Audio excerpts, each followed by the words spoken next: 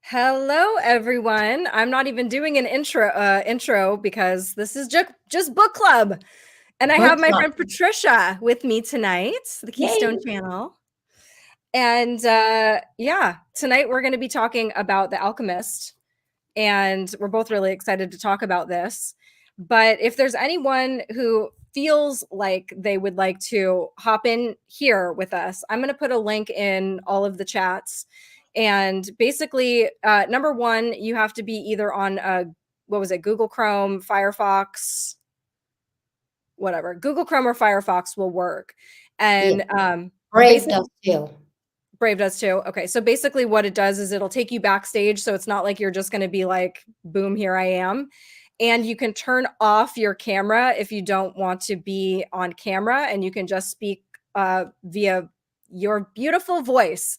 So let me put that in all of the chats. Actually, Patricia, would you?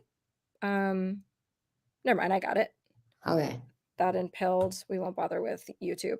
Um, but anyway, so if anybody wants to click that and come join us in the discussion, you are more than welcome. You don't even have to have read the book, because what ends up happening. So Patricia and I used to, we used to kind of do this before on my Telegram channel, and it was such a hit. It was so much fun. We would just use the what was it, the chat feature in there, and we would talk about the books that we were reading, but it would always turn into such a broader discussion about kind of life in general, what we learned from the books and stuff like that. So a lot of people joined in that didn't even read the book. Yeah. So and I have like all my little flags just for little quotes and things.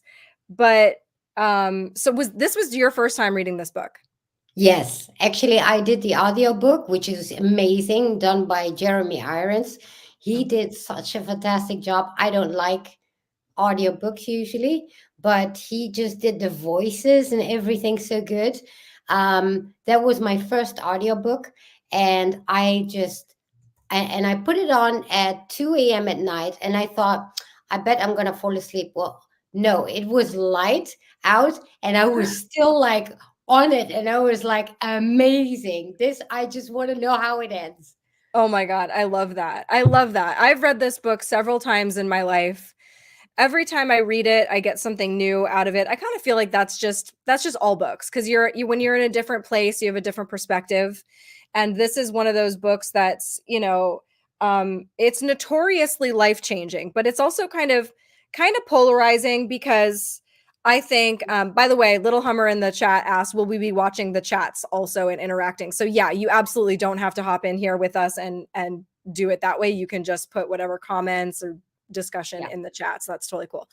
Um, so the the story itself is kind of, it's a good story, right? It's but it's very this is not a very long book. It's not a very detailed story. In fact, there's an entire war that takes place in the book that takes up the space of all of 3 sentences, I think. It Yeah. doesn't really go into much detail of a lot of stuff. Really what it's mostly about are the messages he gets along the way. So it's a young man named Santiago. He's a shepherd, a sheep shepherd, and he is on this journey, right? And he meets all of these interesting characters along the way. He meets a king and an alchemist and a gypsy and a merchant and an Englishman and all of these people, and everybody's kind of got a message for him.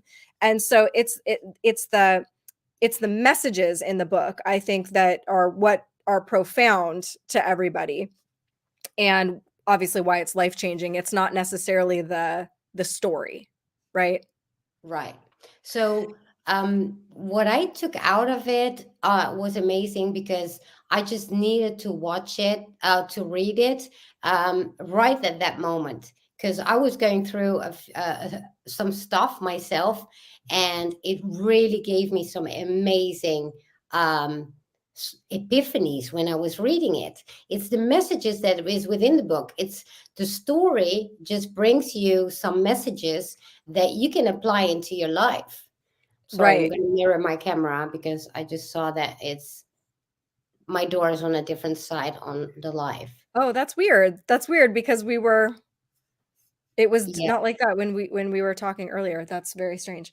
Um, right, but kind of the one of the general messages of the book itself is to be aware of the synchronicity in your life. And the interesting thing is that most people talk about some kind of synchronicity in the beginning ends up bringing the book into your life. And then most people that read it are like, blown away by the fact that they can really relate it to what they're going through, and that's why it's so like you have all of these aha moments. The whole story is about learning the language of the universe and making sure that we are paying attention to these signs and signals that are pushing us along our mission. So in the book, he meets a king that kind of sets him off on his journey. And this king tells him all of this profound stuff, but he calls it, what is it? Your personal, I'll find it in just a second. I Maktub, put these, what? maktub. Well, maktub means it is written, and but no, your personal quest. Hey, Becky Lou, good to see you. Leyland, of course. Nancy, almost knowing, good to see you there. And Little Hummer. And then there's Sergeant Sparky and Crazy Chuck with AK. It's your personal legend that he's talking about. And so essentially what that means is your mission in life, why you were born, why you were put here. And everybody has one. It says, he even mentions how when you're a child, you naturally know what your mission is, kind of the things that you daydream about, or that you think of, that you think about when you grow up. We kind of know these things are in us when we're young, but we lose them over time because life beats us down and basically says, no, you can't do that. It teaches us all this fear, maybe to be more practical rather than to follow our dreams and things like that. And so it also talks about how people lose their personal legend early on as well, because you get it so early, you lose it early, and then it's really hard to get back there. But the universe is kind of always sending you these signs and signals to put you back on your path. And that was very true for me when I started doing whatever this is. When I first started my YouTube channel, I had everything to lose and nothing to gain. And um, all of the signs and signals were there, though. And it got to the point where I was laughing about it. My friend Tim and I, he was kind of he was the first person that I was really telling that I was thinking about starting a YouTube channel. And um, he we would have these conversations about it, and he was like, I really feel like you should do it. I don't know what, he's like, I just feel like God is telling me that is exactly what you need to do. And we would both kind of go out into the world and then end up like texting each other several times a day, just laughing about the synchronicities that were popping up in our lives, showing us that like this is the direction that I needed to be taking. And I even at one point had said, because I'm a psychopath and I talk to God, I guess, like when I'm in my car, I said, give me a sign if this is what I should do. And of course, at that time, I was really into the Q stuff. Q is what got me going. Yeah, And mine too. literally 2 seconds later, I'm on a road that is like to my house. I kind of live in the middle of nowhere and there aren't many intersections. There's like one intersection, and I'm driving, and all of a sudden that intersection comes along, and this giant box truck, or actually a small box truck, pulls out in front of me with a huge Q on the back. And I was like, Yeah. oh my gosh. And so silly things like that, where of course we can say to ourselves, wow, what a coincidence, and tell ourselves that it means nothing. Or we can say to ourselves, okay, I get it. I'm taking the signs and I'm taking the signals. And what I can say is that from now having done that, that it worked for me. It did work out for me. I could have just said, no, those are just coincidences and not followed it, Yeah. but I did So it. for me, it was kind of similar, although different. So I was screwed over by a friend like big time. But for those that don't know, I haven't been in the world for 20 years before that, right? I was in my house with my two cats, not interacting with people at all. But I was always with the Q stuff. I was in the chats. so nobody could see me, and that was safe for me. And then it was actually, I called it on Redfill 78, and I said, I don't know where this came from, but because this friend screwed me over, I thought, okay, I can just be angry about it for weeks on end, or I'm going to just take my power back and I'm just going to do something completely against the grain. And so I was calling in and I said right then and there on the spot, I said, I'm going to start my own channel tomorrow. And now I had to. And so I started the next day with my channel, and it was purely to get back in the world um as a personal how do you say that, challenge. Mm, And not knowing that actually people already knew me online, but they don't see you, they don't really know you, they don't know I'm in Europe and whatever. I was always awake at night and doing my decodes and stuff. And before I knew it, I had 8,000 followers, and I was like, what am I going to do with this now? Right. And now everybody is get to see me, and I had to interact and get social again after all those years that I haven't been social. And it was incredible. And that brought me then on a journey where I am now today. And if you think about the Alchemist, how, I don't know if you can give away a little spoiler here, but at a certain point, he just sells all his sheep and he goes to Africa because he wants to go to Egypt, right? And then with all the money that he's got, he loses it right as he crosses into Africa. He is there and he loses all his money, and there you are, right? In the middle of freaking nowhere, not knowing the language. And then it's up to you. Are you going to listen to the signs and take whatever in order to get to that point in life where you want to be? Are you still going to follow that goal that the king was talking about, in order to get to that goal? And so for me, at a certain point, I was like, why am I streaming again? And then both my cats died in a week time, both of them. And that led me then to, first of all, grieving for a whole year, to then go to Mexico, to then go through, a dark night of the soul for a whole year long, which was brutal. And here we are, and I've done a healing journey that is beyond. And it wouldn't have happened without starting my channel actually right. that day with Red Pill. So the same with the Alchemist. He, at a certain point, needs to find himself. He finds himself into all these challenges. And then it's about, am I just going to lean into it, or am I going to, you know, resist it?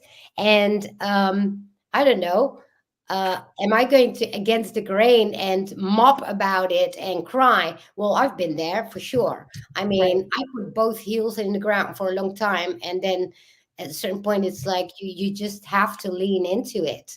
And this Right. is what he constantly does, and I love that. Talking about him losing his sheep, and those are things that happen very early on, so they're not necessarily Right. spoilers, and really it isn't about the story, like we were saying. It's we just don't want to give away the ending, because I feel like that's one of the things Yeah. that people wait for. But Wow, that was yeah, but magical. um I love this part. I was just rereading like some of the things that I highlighted along the way, and this is right after he loses, or he sells his sheep. He takes the leap of faith and he crosses the ocean, and he gets to Africa, and he gets robbed of all of his money, and he has nothing. And he is like, well, haven't we all felt like this? Well, that's just great. I followed my dreams, and then here I am. So I just wanted to read this part really fast, because I feel like this is how we have all felt at times. He was so ashamed that he wanted to cry. He had never even wept in front of his own sheep, but the marketplace was empty and he was far from home. So he wept. He wept because God was unfair, and because this is the way God repaid those who believed in their dreams. When I had my sheep, I was happy. I made those around me happy. People saw me coming and welcomed me, he thought. But now I'm sad and alone. I'm going to become bitter and distrustful of people because one person betrayed me. I'm going to hate those who have found their treasure because I never found mine. And I'm going to hold on to what little I have because I'm too insignificant to conquer the world. Though, I mean, those are the feelings of somebody who has um, fallen down, right? Right. That is, he fell down. The path is, once you find your personal legend, once you're on your mission, there is no guarantee that it's just going to be smooth sailing from then on. In fact, it won't. The king even tells him in the beginning that there's almost something that's kind of like beginner's luck. When you first start off on your mission, the wind will be at your back and things will all start lining up for you, and you're like, oh my god, hey, this is great. And it's kind of the way that God lets you know, okay, yes, good job, you're on your path, you're starting out the right path. But as you go, it will get more and more and more challenging, because it's not about the destination, it is about the journey. If there's one message from this book, it really is that. It is the entire journey that the story is about, and what he learns along the way, and how he grows and matures. And so the point is not that you get knocked down, because you will get Yeah. knocked down, and you're going to think to yourself, well, of course, it's not going to work out for me. God is punishing me. Nothing ever works out for people like me. But if you get back up again, every time you get back up, you will be rewarded. And the Yes. ultimate victory is not just attaining your personal mission, it is the person that you become along the way.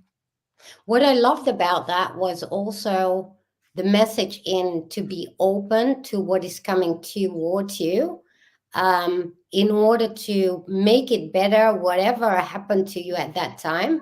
Like in that case that he lost all his money, that all of a sudden he finds himself, at this shop.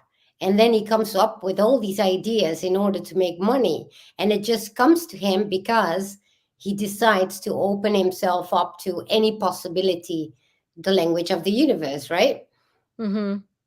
Okay, so in the personal legend, so basically in the beginning, the king is telling him, listen, I'm going to give you essentially the secret to life.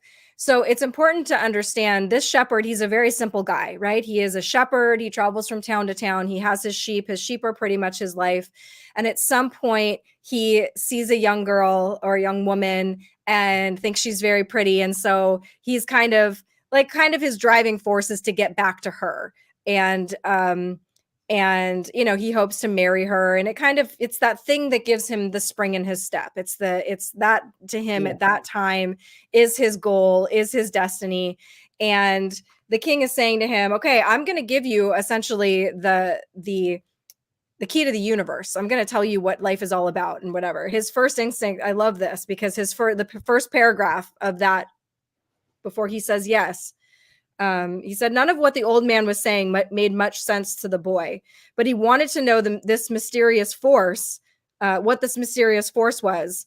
The merchant's daughter would be impressed when he told her about that. So really the only reason he's interested in it is because he's going to Yeah. impress some chick. And I'm like, that is so perfect. He doesn't really care about it for himself. He's on this quest of learning this incredible information because he's going to use it, to get the girl. So the king says, it's a force that appears to be negative, but it actually shows you how to realize your personal legend. It prepares your spirit and your will, because there is one great truth on this planet. Whoever you are, or whatever it is that you do, when you really want something, it's because that desire originated in the soul of the universe. It's your mission on earth. The soul of the world is nourished by people's happiness, and also by unhappiness, envy, and jealousy. To realize one's personal legend is a person's only real obligation. All things are one. And when you want something, all the universe conspires in helping you to achieve it. Now, that is true, while simultaneously you are going to get knocked down along the way. But the universe is really conspiring to remember. It's important to remember that the universe isn't just conspiring to hand you something on a silver platter. It's conspiring to build you up along the way so that you become the person that also deserves the thing that you want, and that you feel worthy of it. Because there's Yeah. nothing, I mean, there are things in life that I've gotten that I haven't felt worthy of, and then I mess it all up, you know? Yeah. Yeah, well, because I love how he indeed starts with the fact that it's about the girl until the king tells him about the treasure, right? And Mhm. then he's like, well, yeah, I can go get the treasure, but then I might lose the girl. But then he teaches him how it is important to always have your dream and what was it again? Um, Personal legend? Yes, your personal legend. And I love how that's constantly the like a thread in this book.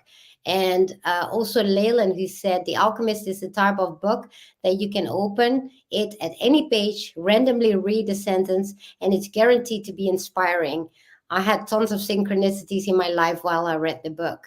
Yeah, And unfortunately, I don't have the physical book, but I definitely going to get it now because, should. you know, You gotta highlight it and flag it and write it. yeah. I even next to that paragraph, I put men smiley face.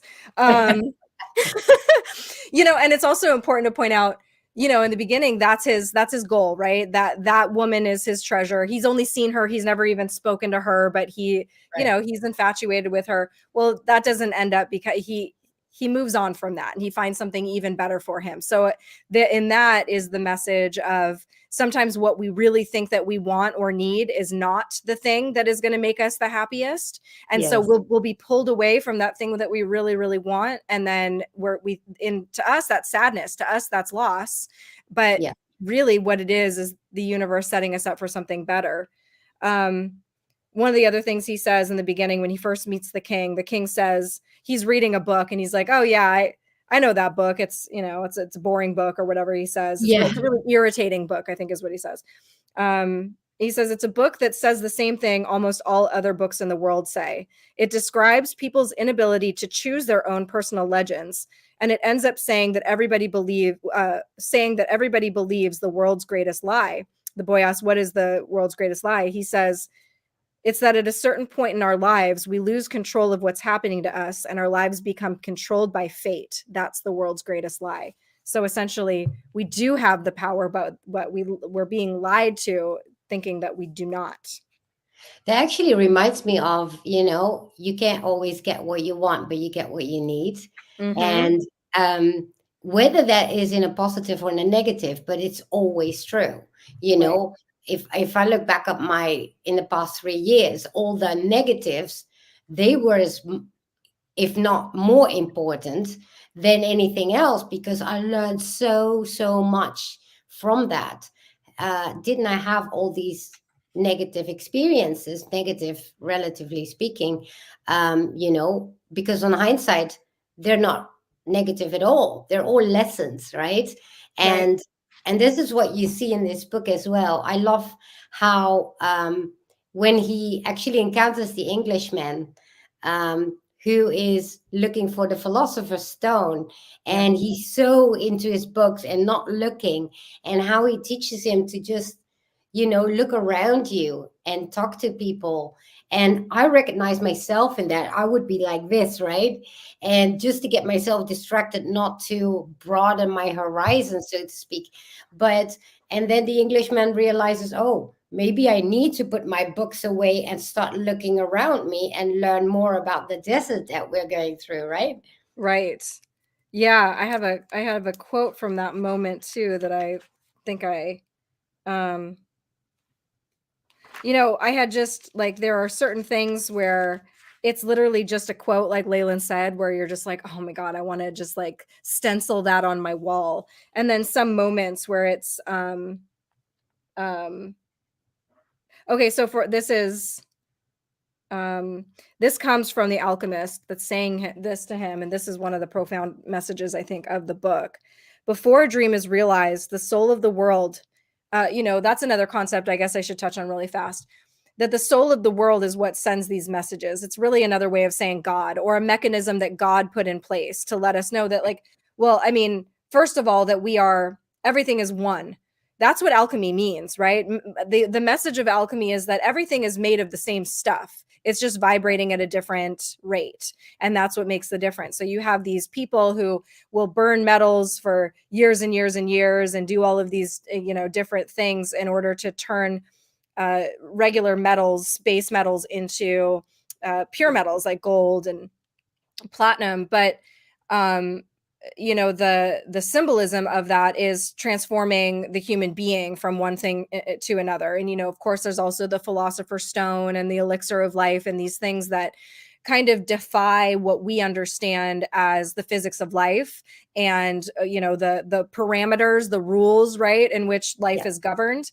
But that when you have more information, you can actually bend the rules, or you can change all those things. But essentially it's saying that all things are one, that everything has a spirit, everything is connected, everything comes from God and is going to go back to God. So even it's not just the people that have consciousness. The universe is this living, breathing thing that you can connect to. And it's basically when we are able to do that, like you said, when he's saying get your nose out of the book, because here this Englishman is that has been for years and years studying alchemy in books. And he's saying to him, man, look around you, look at the life around you, look at the sand being kicked up by the camel's feet, and look how, this reacts with this.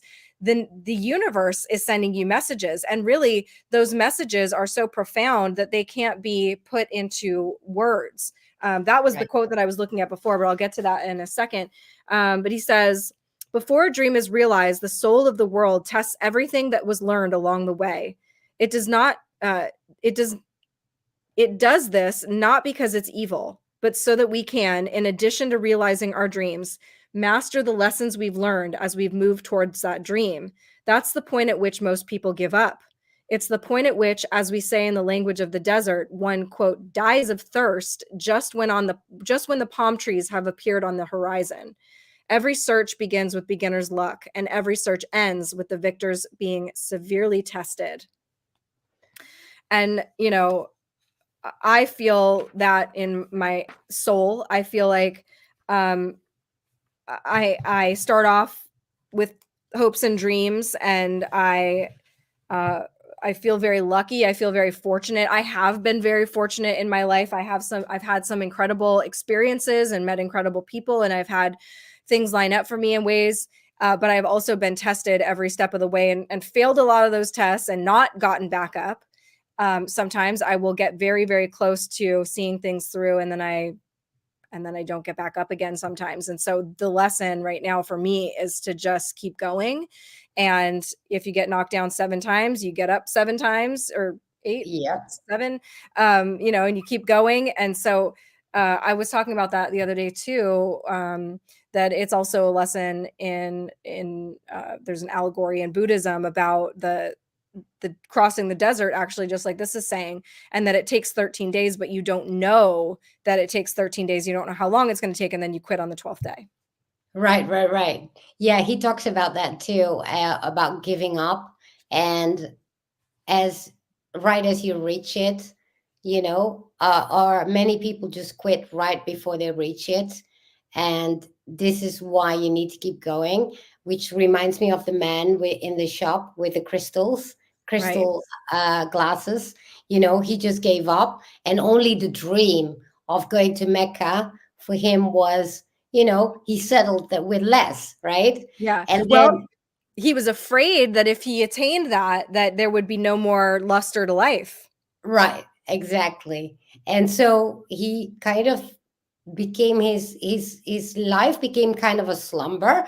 And then when he came into his life, this guy Santiago, trying to tell him, hey, let's do this different, let's do different in the shop.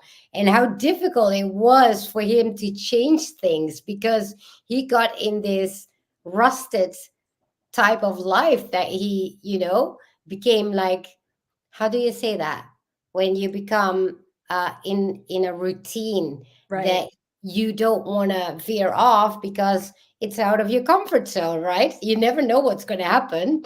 And so this is then the other side of when you do not pursue your legend, right? That you become stuck in that what you already know in a rut. Thank you, little Right. hammer. I couldn't find the word in English. Right. I mean, our comfort is in a lot of ways our biggest obstacle is trying to move ourselves out of our comfort zone. It's harder to do that than it is to fight like actual evil. To just you know, inconvenience ourselves is very, Yes. very difficult. We are creatures of habit. We are very, I mean, in a lot of ways, we're really slaves to those habits that we have and the defense Yes. mechanisms and the coping mechanisms that we have, and really slaves to fear. Everything comes down to fear. I mean, it even says in the book, the thing that stands in people's way the most when trying to live out their personal legend is fear.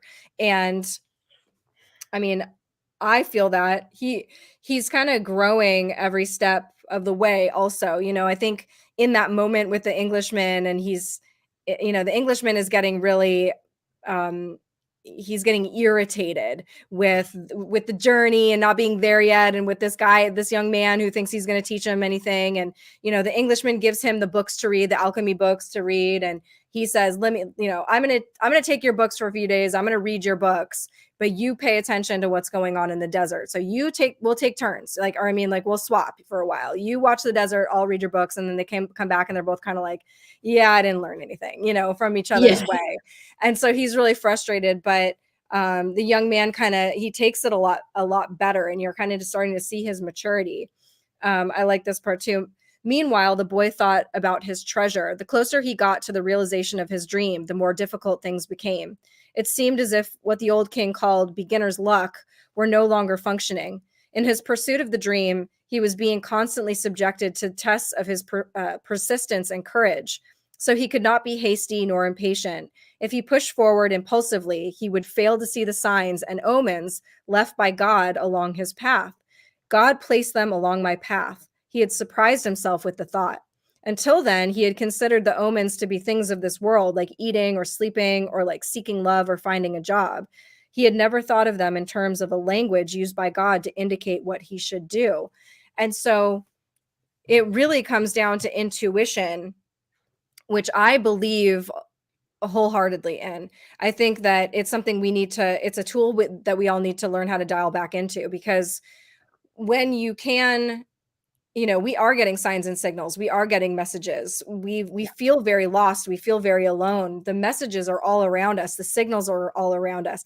Can I trust this person? Should I take this job? Should I do, you know, whatever?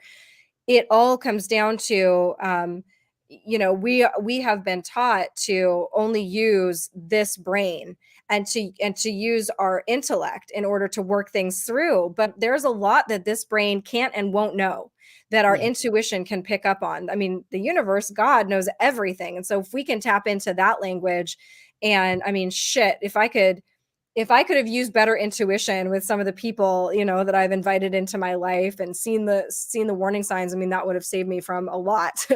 But But that's your journey, because you need yeah. to go through that in order to get to the next level again.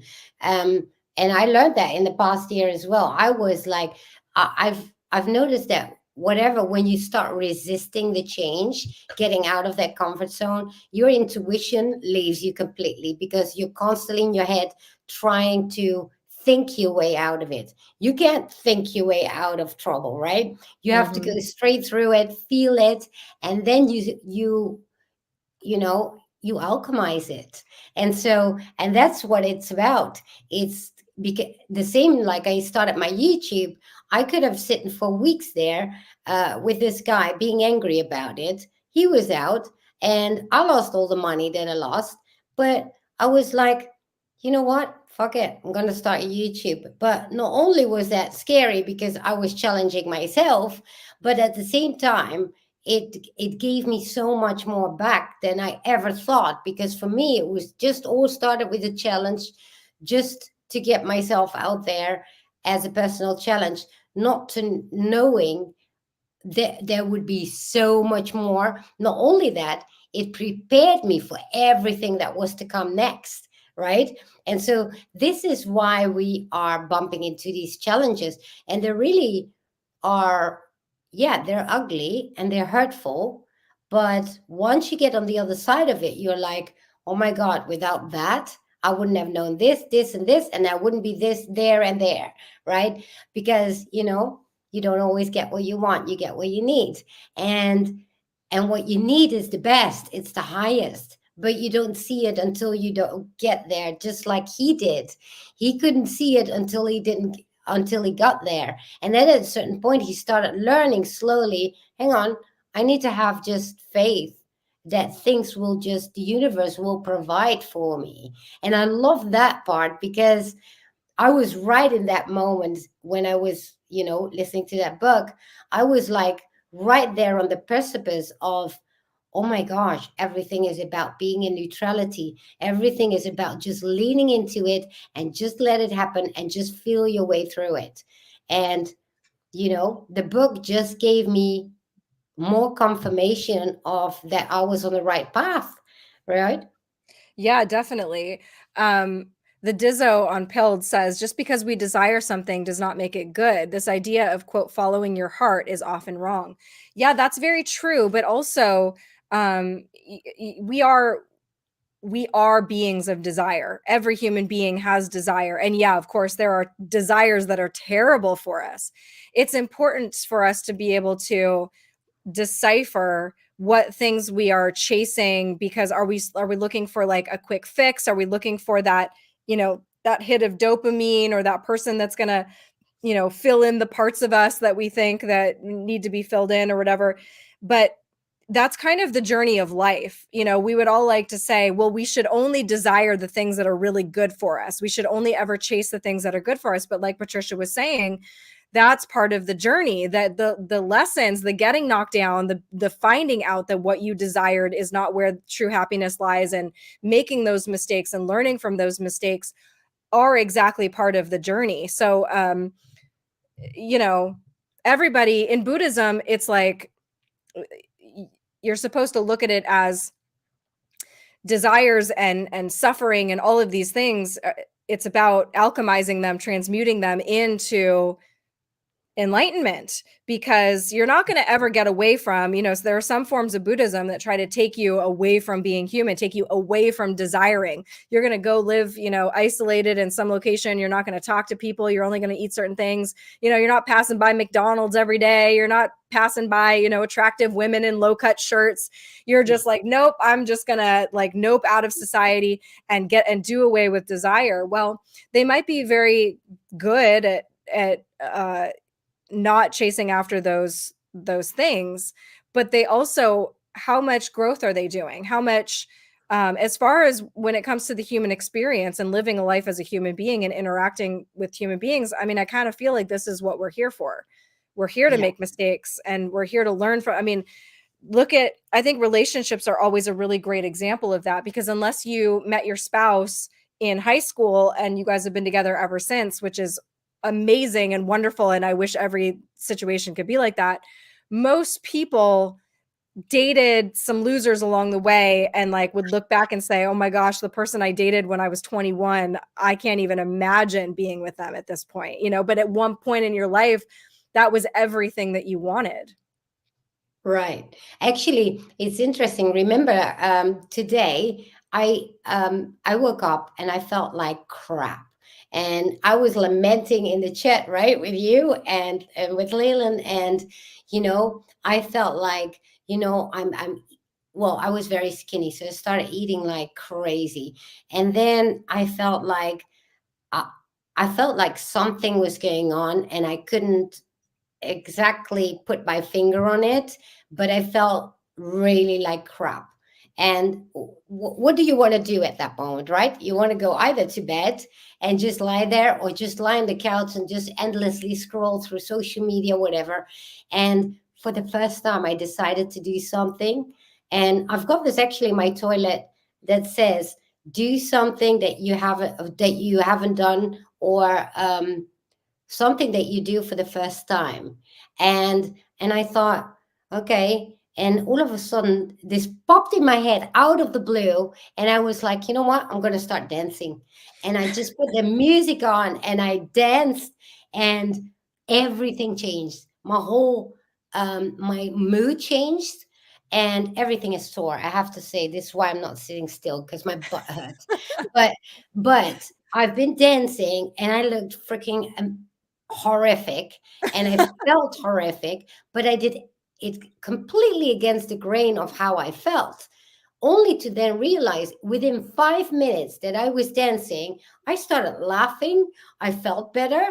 And I was like, oh my gosh. And then I felt like how stiff I was. And then I was like, oh my God, my body needs more toning. And I was like, you know what? I'm going to do this every day now.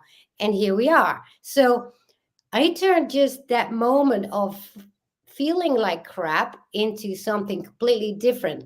I mean, 3 months ago, I wouldn't be there, not even close. But now I'm at this point where these moments are just popping in my head. And I'm like, how can I do it differently so that I can make it easier myself instead of making it worse, which Yeah. I used to do, right? Because that's the habit that we have, right? Yeah, shoot. I mean, absolutely. I mean, I look at some people and I marvel because they just seem to like things just seem to be so much easier for them. You know, they're really good at staying on top of multiple things and Yeah. getting everything done along the way. Things I tend to get hyper focused on certain things at a time and then everything like the dishes stack up and whatever. Yeah. Whereas like some of my friends, I have this one friend in particular that comes to mind right now. She's very type A and her house is always immaculate. I mean, she thrives in routine and getting things done. Like, give me a million tasks and I will accomplish them all. And then she just is like, she thrives in that. Give me a million tasks and I will sit here for 6 months just looking at the list, being like, fuck. So, um, I feel like I need to definitely that's obviously one of the things that I need to master in this life or at least get better at and force myself through that is to um take on the things that I don't want to do, because that discomfort again gets registered as pain. We all have a certain idea of what we are and who we are and how we operate. And so anything that is outside of that literally gets registered in the brain as pain. So it might seem like such a simple task to somebody that is good at doing that. Like, just go do it. Go do the thing. Like, usually there are things that will sit on my list for literally weeks that I won't accomplish that take 15 minutes to do, you I know. know? Yeah. Procrastination is like my middle name as well. It's Right. like my favorite way to go to, but I think everybody has that, to be honest, because, it's especially when you Some feel degree. like that, you tend to go into procrastination. So I started my first step, actually started with clean house. And organized house is also an organized head. And I needed that. My house was a chaos always. And Your house is immaculate. and because of that, everything was a chaos. And Yeah. so I started implementing that years ago for the first time. And I felt every time I felt the enormous difference. Like every single time when my house was clean and organized, I would be calm.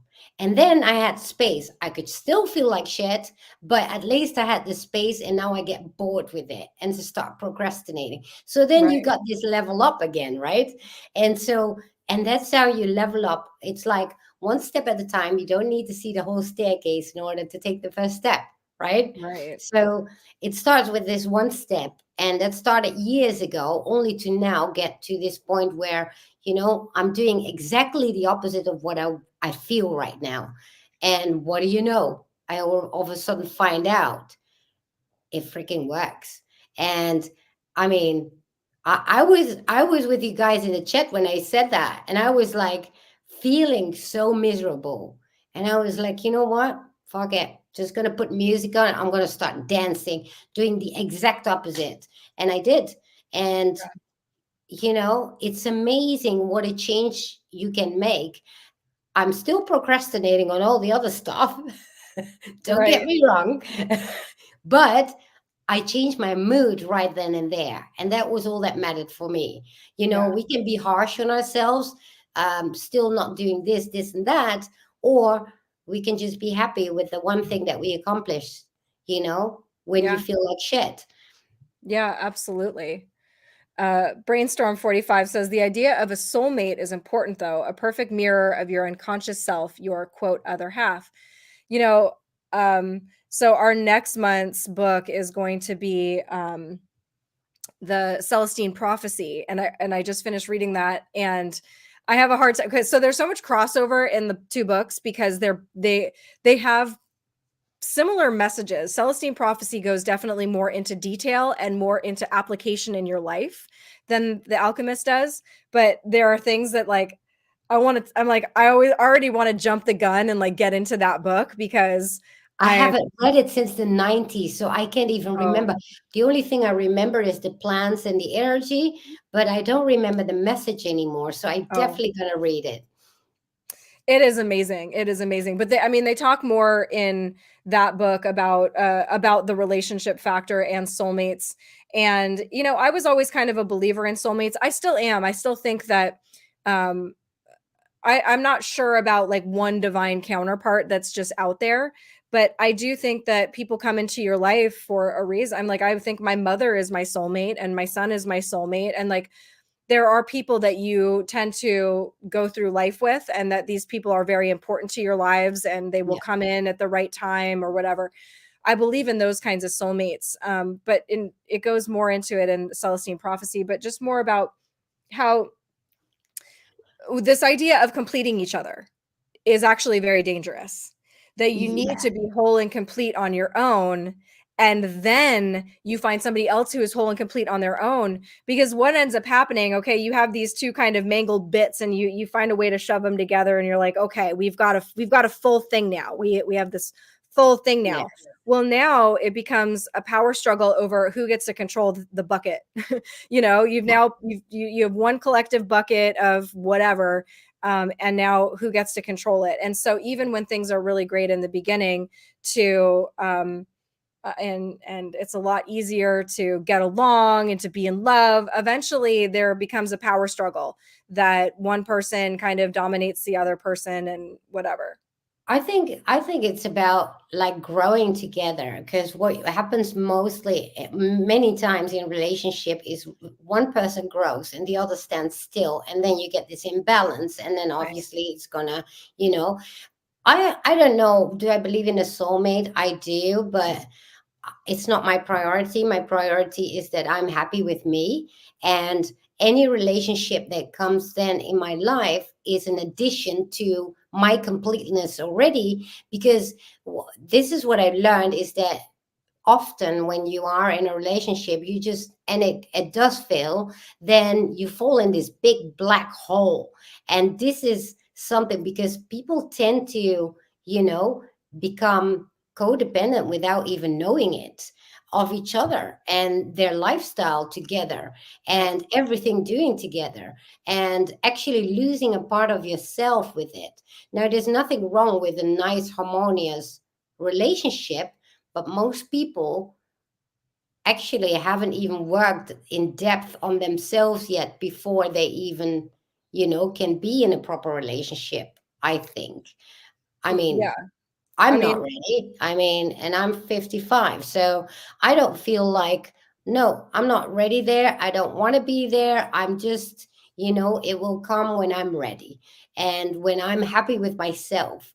And so, yeah, I do think the soulmate thingy is, often is also disguised in settling for less and giving up a piece of yourself. right, right. Well, I mean, I do think that life is meant to be shared. That's the message in the movie Into the Wild. He goes out, I don't know if you've seen that That movie. Oh, it's a good movie. I mean, it's a little what do I want to say? I don't know, a little woke, but the messaging, ultimately he realizes it's a true story about a guy who goes off to live in the wilderness. He basically is like, peace out. I hate, society and everything is would be me. well, yeah, right. But the ultimate message is, spoiler alert, he ends up dying out there, and he knows he's dying. He eats some poison berries and he knows that he's dying. And I knew this You was going to really? happen. Sorry. Anyway, his message is that nothing is hold on one second. Hi. Okay, thank you. Shut the door, please. That everything is worth, like, happiness is not real unless it's shared. So sorry, that took me a really long time I do to. not agree with that, though. I mean, first of all, if it's your time, it's your time. Do you want to share it with somebody? Of course, you can. But, is that really the ultimate goal? I think that depends per person. Um, at the end of the day, I don't know. It's are you happy with yourself? Is my first question to me, you know? Yeah, but yeah, yeah. So, but maybe like a blend of that then, because um to be, I I understand what you're saying. And yeah, I do think that we need to be content in ourselves, but that the ultimate reality of life is our interpersonal communicate or relationships. Actually, something really interesting. I've had a lot of past life regressions done in my life. I've done them on other Yeah. people, but I've had a lot done on myself. And one of the lives that came through was actually a more recent life, and so every life has a message that you end with. And so Yeah. you go through the life, and you see the important moments, and you see the pivotal moments, and then you bring the person, and they're basically, this is the moment of death, and what are you thinking, and what was the ultimate message of your life here on earth. So in this particular life, my name was Bruce, and I was this kind of mountain man, okay? And I had gone out, and I had this cabin in the woods, and I was very content just being in the woods. And but at the end of my life, and it must have been maybe the 70s, the 60s or 70s, because I could see the hospital that I was staying at, and um kind of the technology that was around seemed fitting. It was about that time. And I remember thinking to myself, all that, and here I am dying, surrounded by a bunch of machines in this cold, sterile room, and not a single person by my bedside. And the regret that I felt that I didn't share my life with anybody. And so it can't be all one or the other. It Right. can't be all about seeking that person that's going to make you complete, or, that's No. going to bring the happiness to you. You have to bring your own happiness, but you also have to be able to share it. I think it depends also what life you have, because I've done lots of these quantum healing past life regressions and given them as well. And my last life is very similar to yours, although I did kill myself. So I I was remember like too. yeah, I was an orphan, but then I actually learned how to make money by listening to rich people, their information, and I would sell the information. And I did this into adulthood. But then I found this woman, and I made her pregnant. And but now my life was in danger because they started to find out that I was the one passing on all this information. And so now I had to choose between money or the safety of my wife and child. She was not my wife yet, but I actually chose the money. And then she left at the time. This was about, it must have been the beginning of the 1900s. And so now this woman, she left. You cannot call, you don't know where they are. So, and then all of a sudden I regretted my decision, Mm. because now I was like, oh my God, I just lost the love of my life. I will never know who my child is. And I chose her, I chose money over that. And so I slit my wrist. Mm. So that was one of them. And I did see that Brainstorm says codependence is the antithesis of romance. Codependence is based on need, where romance is based on want. And I do not know if romance is based on want. Uh, I don't know. In obviously it depends on the context, but you know, I think it's a symbiosis. It's not about, I think want is like the rose colored glasses type thing. While if it's a symbiosis, if it's a partner that you can be you with and the person can be themselves with without losing each other, right? Without losing yourself within each other, Right. then you've got the perfect symbiosis. And so, a want, yeah, it is a want probably, but I do see the want a bit the same as a need in this case. The way that you put it is, but unless you want to specify, but I don't know. Just wanted to Uh, say, sorry, Moody. oh yeah, he Moody says, or 1212 says, "Do a body cleanse works for me or a good bourbon." Basically the same thing, right? well, he also says everybody wants a romance or a relationship. Actually, I don't agree with that. I don't want it. I don't need it.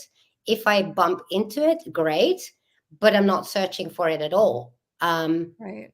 So I don't think everybody really wants it, depending where they are in life, right? Or Right. and I think this is a programming too that we have. Not saying that we shouldn't, but I don't think it counts for everybody. Not like you were this mountain guy, right, in your previous life. And do you know anything about how you felt about that?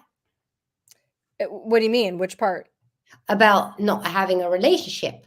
Yeah, so that was that was the whole message, was that everything was, I thought everything was good. Um, I was content. I felt I was a loner. I was content enough, but at the end of my life I had deep, deep regret that I didn't have anybody to share it with. Everything felt empty. Everything felt, there was nobody to be like, "Oh, hey, remember that time?" There Yeah. was no, it was almost just like I might as well have just been on a different planet and not been here on Earth. Yeah. Yeah, well, but you didn't have anybody at all. That's Right. obviously, I Right. mean, yeah, that's the other extreme, right? So, um, yeah.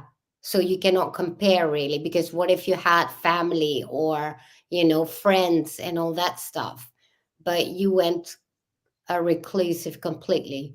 Yes, Mindy, I will do you. Mindy wants me to Mindy wants me to do past life regression on her. I would love to do one on you.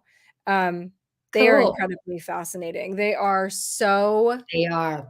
it doesn't matter if you believe in reincarnation or not. It absolutely doesn't matter. It is all about watching a story unfold and learning the lesson from it, where it feels so personal. It's more than watching a movie. It's because it's a movie is somewhere out there. You are living the experience. You feel the feelings. Every bit of it becomes real. And so the lessons are so much deeper and so much more profound. Um, Do you do the past life or the QHST so version? QHHT is like Nike. Like it's just a brand of something. No, I know that, but no, there Right. is a difference because I've No, done I I've know. done yeah, I know. What I'm saying is basically the life between life things is different. That's what you mean. QHHE is like no. a specific thing, but to get the life between lives and that kind of messaging, yeah, absolutely. But So not the there's a past QHHE. life regression. I've done those, which Right. is you look at a past life, and then there's the quantum hypnosis, which is slightly different. So I've done both. I've been given both, and I just gave the quantum hypnosis. So I did feel a complete difference in them, though they were both very exciting because with the past life regressions, I definitely saw actually many lives that I had here on Earth. With the quantum hypnosis, You saw other. I saw other lives too that were on different planets, and um, you literally embody that person right then and there. It's Yes. Yeah, it's Well, incredible. so, I mean, really, there can be different, you can have different experiences. I mean, I've had just in a regular past life regression, I've had weird, like off planet stuff happen. But really, the quantum aspect of it is, the difference is are we just talking about lives like here on Earth, or are we talking, you know, on a quantum level, talking to your higher self, right? So it's the life between Right. No, that, lives. yeah, that's a side thing. What I found the difference was when I did past life regression is you see it from the third person. Well, when you do the quantum, you actually become that person and you are looking from the eyes of that life. And it doesn't matter whether it's on Earth or anywhere else, but you actually become that person right That's then and every there. past life regression I've ever done. Really? Because the Yeah. one that I've done, I actually saw it from the third person. Like Oh, I was interesting. looking at me in that life. While Interesting. the quantum version is you literally land and it's like, okay, look around. And then I had to look at my feet. At one point I was a plant and I was like, I can't I don't move. have any. And I get move. What's going on? And then okay, look down, and I look down, and I'm like, oh my god, I'm a plant, right? So it's like you literally become that person in that life. So that was the difference I've noticed with uh, the conventional past life regression That's not versus that shouldn't be correct. Anybody doing a past life regression on you should be doing it from a first person perspective. Now you can bounce around if so, and especially if something becomes you can give people the trigger that if something becomes too painful or too scary right, or whatever, right, that they can pull themselves out to a third person perspective, or they can even what I would have some of my clients do is suddenly they pull it to a person perspective, and now they're seeing it on a screen. And if they really want to, they can make the screen smaller. They can even visualize turning the volume down, and so it just becomes this like little thing. But every past life regression that I've ever done on myself or on anybody else is starts off with, okay, plunk, you're down in the life, and you start at the feet and you work your way up and you see oh yeah, well, what you that's are. okay, so that is the that is usually what the quant, because there are many different ones, right? And I know we're going off a tangent now, but I just It's wanted to understand because so then you actually do implement the, because that's where the quantum part comes in, is that you actually become that person, so you can do that. The quantum part is the talking to the higher self. A regular That past life yeah, regression is just, okay, I live the life, I live the experience, and then after you're done, okay, what did you think? What did you feel? In a quantum, you can actually speak to the higher self. So yes, for those that don't know, the higher self is really kind of the part of you that is like knowing, knows all of the yeah, information. When we come down into these different lives, there's a forgetting process that we have to go through. We have to, basically put this veil on, and we can't know the truth of much, because the whole point is to not know and to yeah, navigate without it. So but to be able to speak to that higher self and be like, okay, so why did I choose this life? Why did I choose to be around these people? What was the purpose of this? What am I here to do now? That's another part of the quantum, is that in yeah. this lifetime, to find out, okay, what is my mission now? What are the things that I'm here to overcome now? And but they both should be that very kind of vibrant, you should feel it. Oh, yeah, um it's interesting. Maybe I had just a different type that she I'm sure, yeah. didn't do the induction that way, because that was my experience. So that's why I thought normal past life regressions are third person, but that's not the case then. I mean, And everybody's got their different ways of doing it, and she might have even said something that she didn't even realize.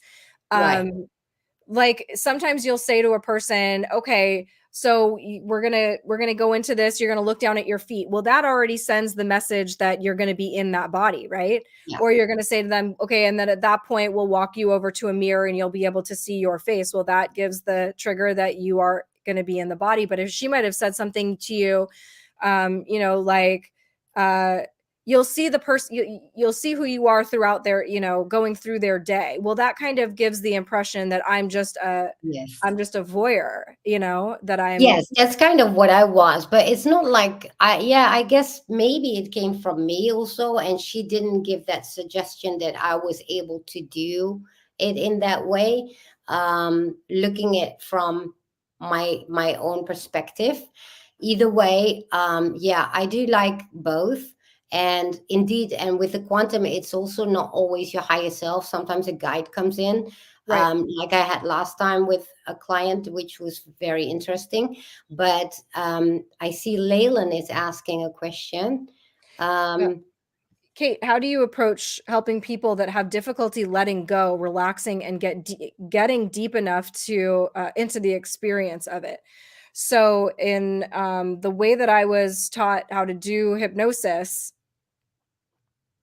it's going to sound very I don't know, maybe sick, but the harder you fight it, the better I can get you to go down, because that's really a good, hypnosis is triggered by anxiety. So if somebody's having a lot of anxiety and they're really fighting it, then you can get them to go really deep. Sometimes it's more about leveling them out and bringing them out of such a deep hypnosis, because it depends on what you're doing. If you're trying to have a dialogue with them while they're in hypnosis, you want them in one of the lighter states of hypnosis yeah. so that they can actually speak and they're just not comatose. But I mean, um, you kind of love somebody, as a hypnotherapist, you kind of love somebody that's in that state of anxiety, because you're like, okay, you are so primed and ready to go into hypnosis.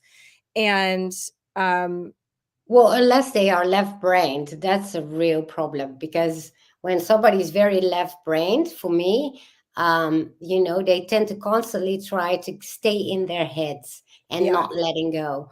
And that's a difficult one, I have to say. I well, mean, so okay. So at one point, that was actually why they thought that only certain people could be hypnotized and other people couldn't. And then basically what they figured out was those two, like left brain and right brain people, they interpret information differently. They interpret language differently. So if yes. you speak to them both in the same way, you're not going to reach them both in the same way.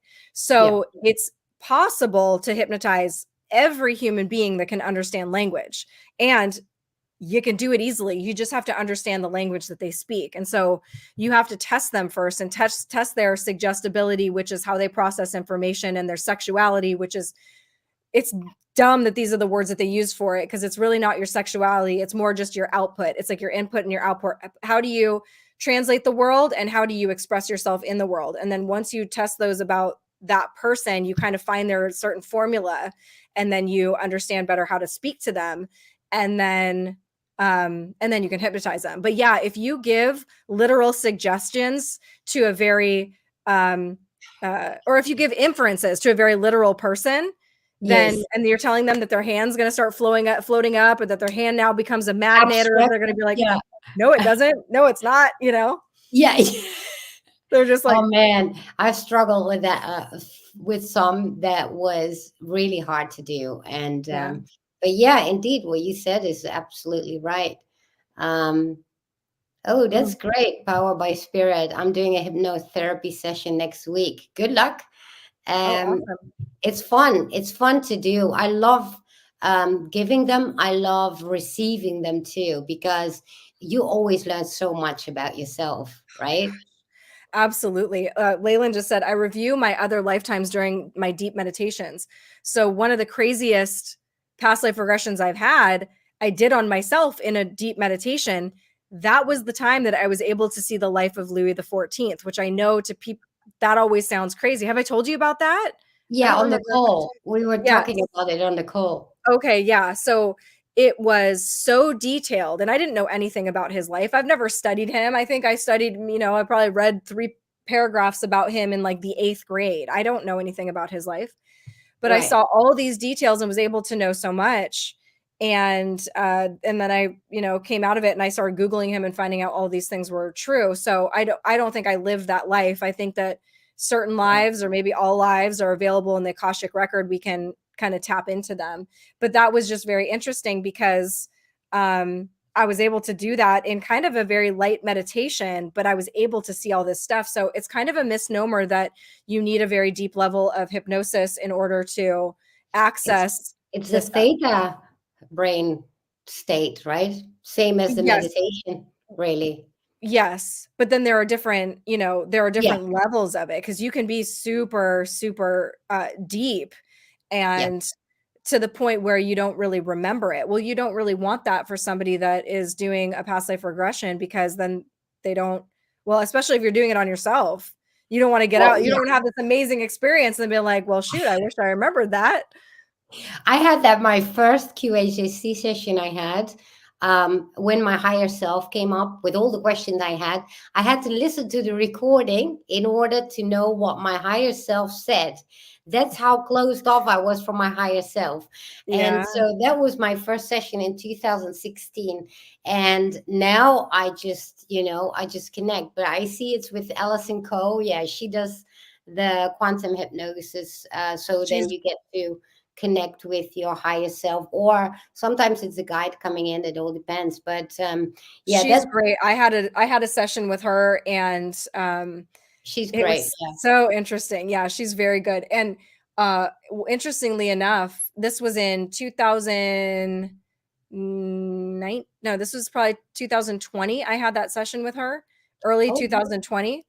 And I had asked her, she told me to give her questions to ask my higher self when I was in yeah. hypnosis. So one of the questions I gave her was, um like, how will I know, because I was really into the Q stuff, like, how will I know that everything's gonna like really kick off, like what signs can I look for that things are gonna really kick off.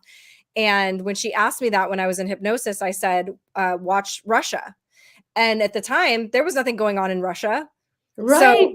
I mean, there was nothing major like what ended up happening. And so when stuff started happening in Russia, I thought, like, a few months later, I was like, holy shit. And I messaged her and I was like, do you remember when I said that? And she's like, oh my God, I do. So Yeah, that was really interesting. she has some great recordings that I listen to, and because she narrates her hypnosis sessions that she does with clients if they are really good, and I love listening to it when she does Mm. it. It's almost like listening to an audiobook.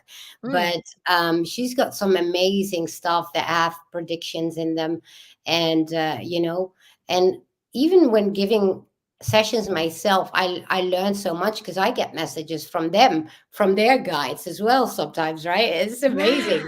Yeah. Yeah, Yes. it's really great to do. But I think that happened with her. I think that happened actually with her, that something came through for her when we were doing my session. Somehow that sounds really familiar. yeah, yeah, it happens a lot. And then, they're just saying, guides come in and they're like, "Oh, we have something to tell you too." And I'm like, "Oh, great." And then I Yeah. get to ask questions myself. So that's Cute. fun. Yeah. I mean, I mean, it's so good to get those kind of those indications, right? That we're on the Yeah. right path, or to get some of those questions answered. Obviously, we can see why we don't have access to that stuff all the time, because we would never stop. We would just, if we had a direct line to our guide, we would be like, hello. We would be on the phone with them all day. We would never get off the phone with them. What's so Well, interesting ask about there? Like, Leyland. She doesn't get all the answers. right. Right. But she gets enough. I mean,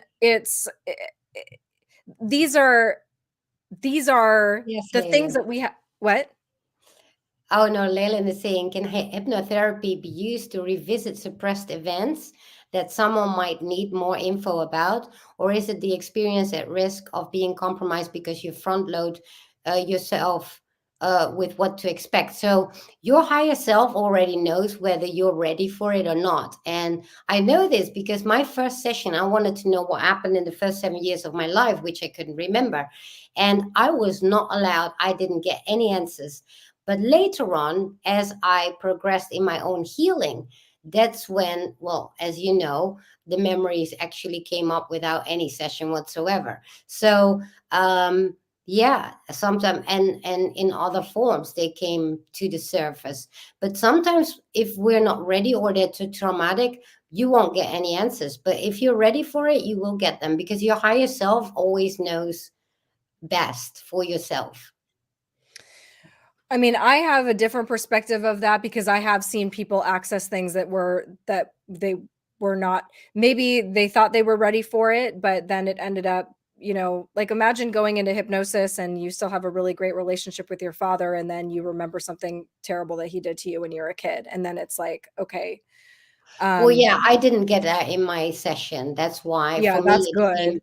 different. It never came in a session, the answers, but it came differently. And I do think that at that moment, for some reason, it, like within a session or without, apparently I was supposed to get some information about it, and I was ready to receive it, although it didn't feel ready at all, actually, anything but.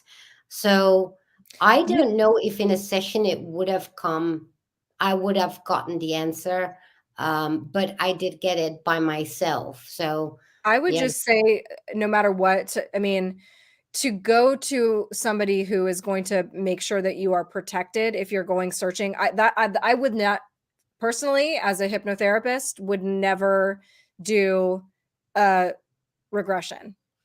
Past life Mhm. regression is one thing because you are protected. It's some life out there. You have the Right. choice whether to say, okay, this was real or this wasn't real.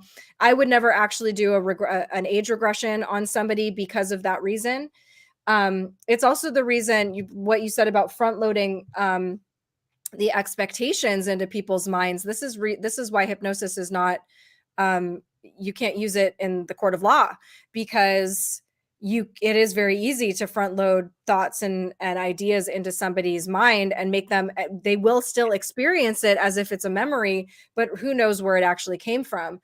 So it's kind of tricky, but I mean, yes, it can be done, and yes, there are a lot of people that have done it and they've been just fine.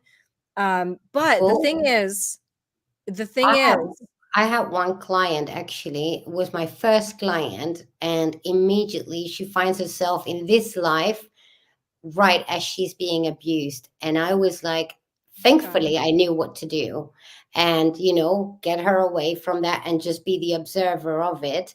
And it resolved a lot of her problems. She had like um insomnia, she couldn't sleep, and all that was all mm, resolved after that. But I could keep her in this neutrality as being the observer, and her being the adult, and the child being the child, and her being this, comforting her own inner child, as to say. But it was interesting, to say the least. yeah, I mean, But it oh God, happens, it happens. it And does. But yeah, the thing that I find, that's really fascinating about past life regressions is that, okay, even if you have a traumatic experience that you need to deal with in this life and to integrate it into this life, right? We typically live the same patterns. So your however you want to explain it, whether it's that your brain is just making up a story or whether it's actually a life that you lived, it doesn't really matter. What it does is it will always give you the exact story that you need to integrate and that you need to learn, but from a safe perspective. You're now, no longer is it, okay, I'm here in this world, in this body, this is me as a child. Now, how do I integrate that into my life? How do I forgive that? How do I move on? How do I not let it affect the rest of my family? Do I tell people? Do I put my dad in jail? Do I, is he dead now? Do I tell my siblings? Like all of those things that now you have to figure out. You can learn to move past the trauma by dealing with it in the past life, which is so interesting, which is another reason why I prefer doing that rather than taking somebody back into this life, because if it's there and they need to deal with it, they'll find it also in a past life. yeah. Yes, I definitely, actually, Brainstorm says PTSD is kind of like your record is skipping. I actually had direct PTSD from my memory getting back, but it wasn't through a session. And but I came through it, and I went straight through it, and it was tough. It was hard. I definitely wanted to die, but I got out of it. So I do believe that sometimes we do get confronted with these memories, because we're ready for it, even though it doesn't feel at that time as if you're ready, because really you're not ready for something like that. Mm. But somehow something along, and then we get back to the Alchemist, which is interesting, because what happened right then as I was crawling over the floor with anxiety, we're talking about it in the call on our you know, it's not a podcast. It's a talk that we do on Substack. But I was crawling over the floor with anxiety, and then, you know, Leyland stepped in, and I got literally a message from my grandmother from the other side, and instantly got calmed down by her. And so, you know, she literally saved my life. So with that said, even if it's something really traumatic, there is, you know, like with The Alchemist in the book, if you just lean into it and something comes along, or I wouldn't say lean into it, because you cannot lean into stuff like that when you know, remember those things out of your life. But the universe did provide, or God, or whatever you want to call it, it provided by saving me in a different way, which then on top of that made me overcome so many other obstacles because of that. So, you Right. know, in a way, I guess it's, and, you know, that's nice that we circle back to where we started, which is the book, right? The Alchemist. It's all about your own alchemy in your life. It doesn't matter what you encounter, you can alchemize it by trusting. And some people call it faith, whether it's in religion, but you can have just faith in the universe, circumstances, they just fall into place when you trust in it. Yeah. Yeah, absolutely. Philosophy says, I fought it hard the first time I tried past life regression. I'm going back a little bit just because I missed this one. Hadn't meditated in years, practiced meditation, then cracked wide open. And then Mindy said, the first time I ever meditated was along with a YouTube video and had an out of body experience in the Hall of Records. Crazy. So, meditation is a great way to kind of flex that muscle to prepare yourself for hypnosis. The more you meditate, you know, it's kind of like any other muscle that you're exercising, and it becomes Yes. easier. But there are YouTube videos that are very effective at bringing you into meditation or into a state of hypnosis. I've used some of those guided meditations to kind of fall asleep or to put myself in a trance, to kind of ask myself a question of whatever. And I've had some pretty okay experiences. So Mindy says, in other words, don't use a YouTube video. I mean, yes, ideally you would like to have somebody with you who's responsible, who knows what they're doing, who can, you know, leap in, like Patricia said, if something goes awry, and can like pull you out of it, or get you to safety, or do so. Because, you know, what happens if you start accessing something super gnarly that you're not really ready for, and then you're there by yourself, and, you know, Well, actually, this is interesting because the first session I had, I got like a code sign in order to get me back. So as soon as I would like get out of it, she would give me something that would completely relax me. Until this day, when I use it, which in my case is a cat in my head, and it's just sitting there, as soon as I think of it, boom, I calm down. Mhm. And sometimes I forget about it. Well, mostly I forget about it. But when I do think about it, and I think about that cat, boom, I immediately calm down. It's amazing. And that was in 2016. I had this, and it's still working. You know, Yes. Yeah. so you do have safeguards in these hypnosis session to, you know, get yourself in a safe space again.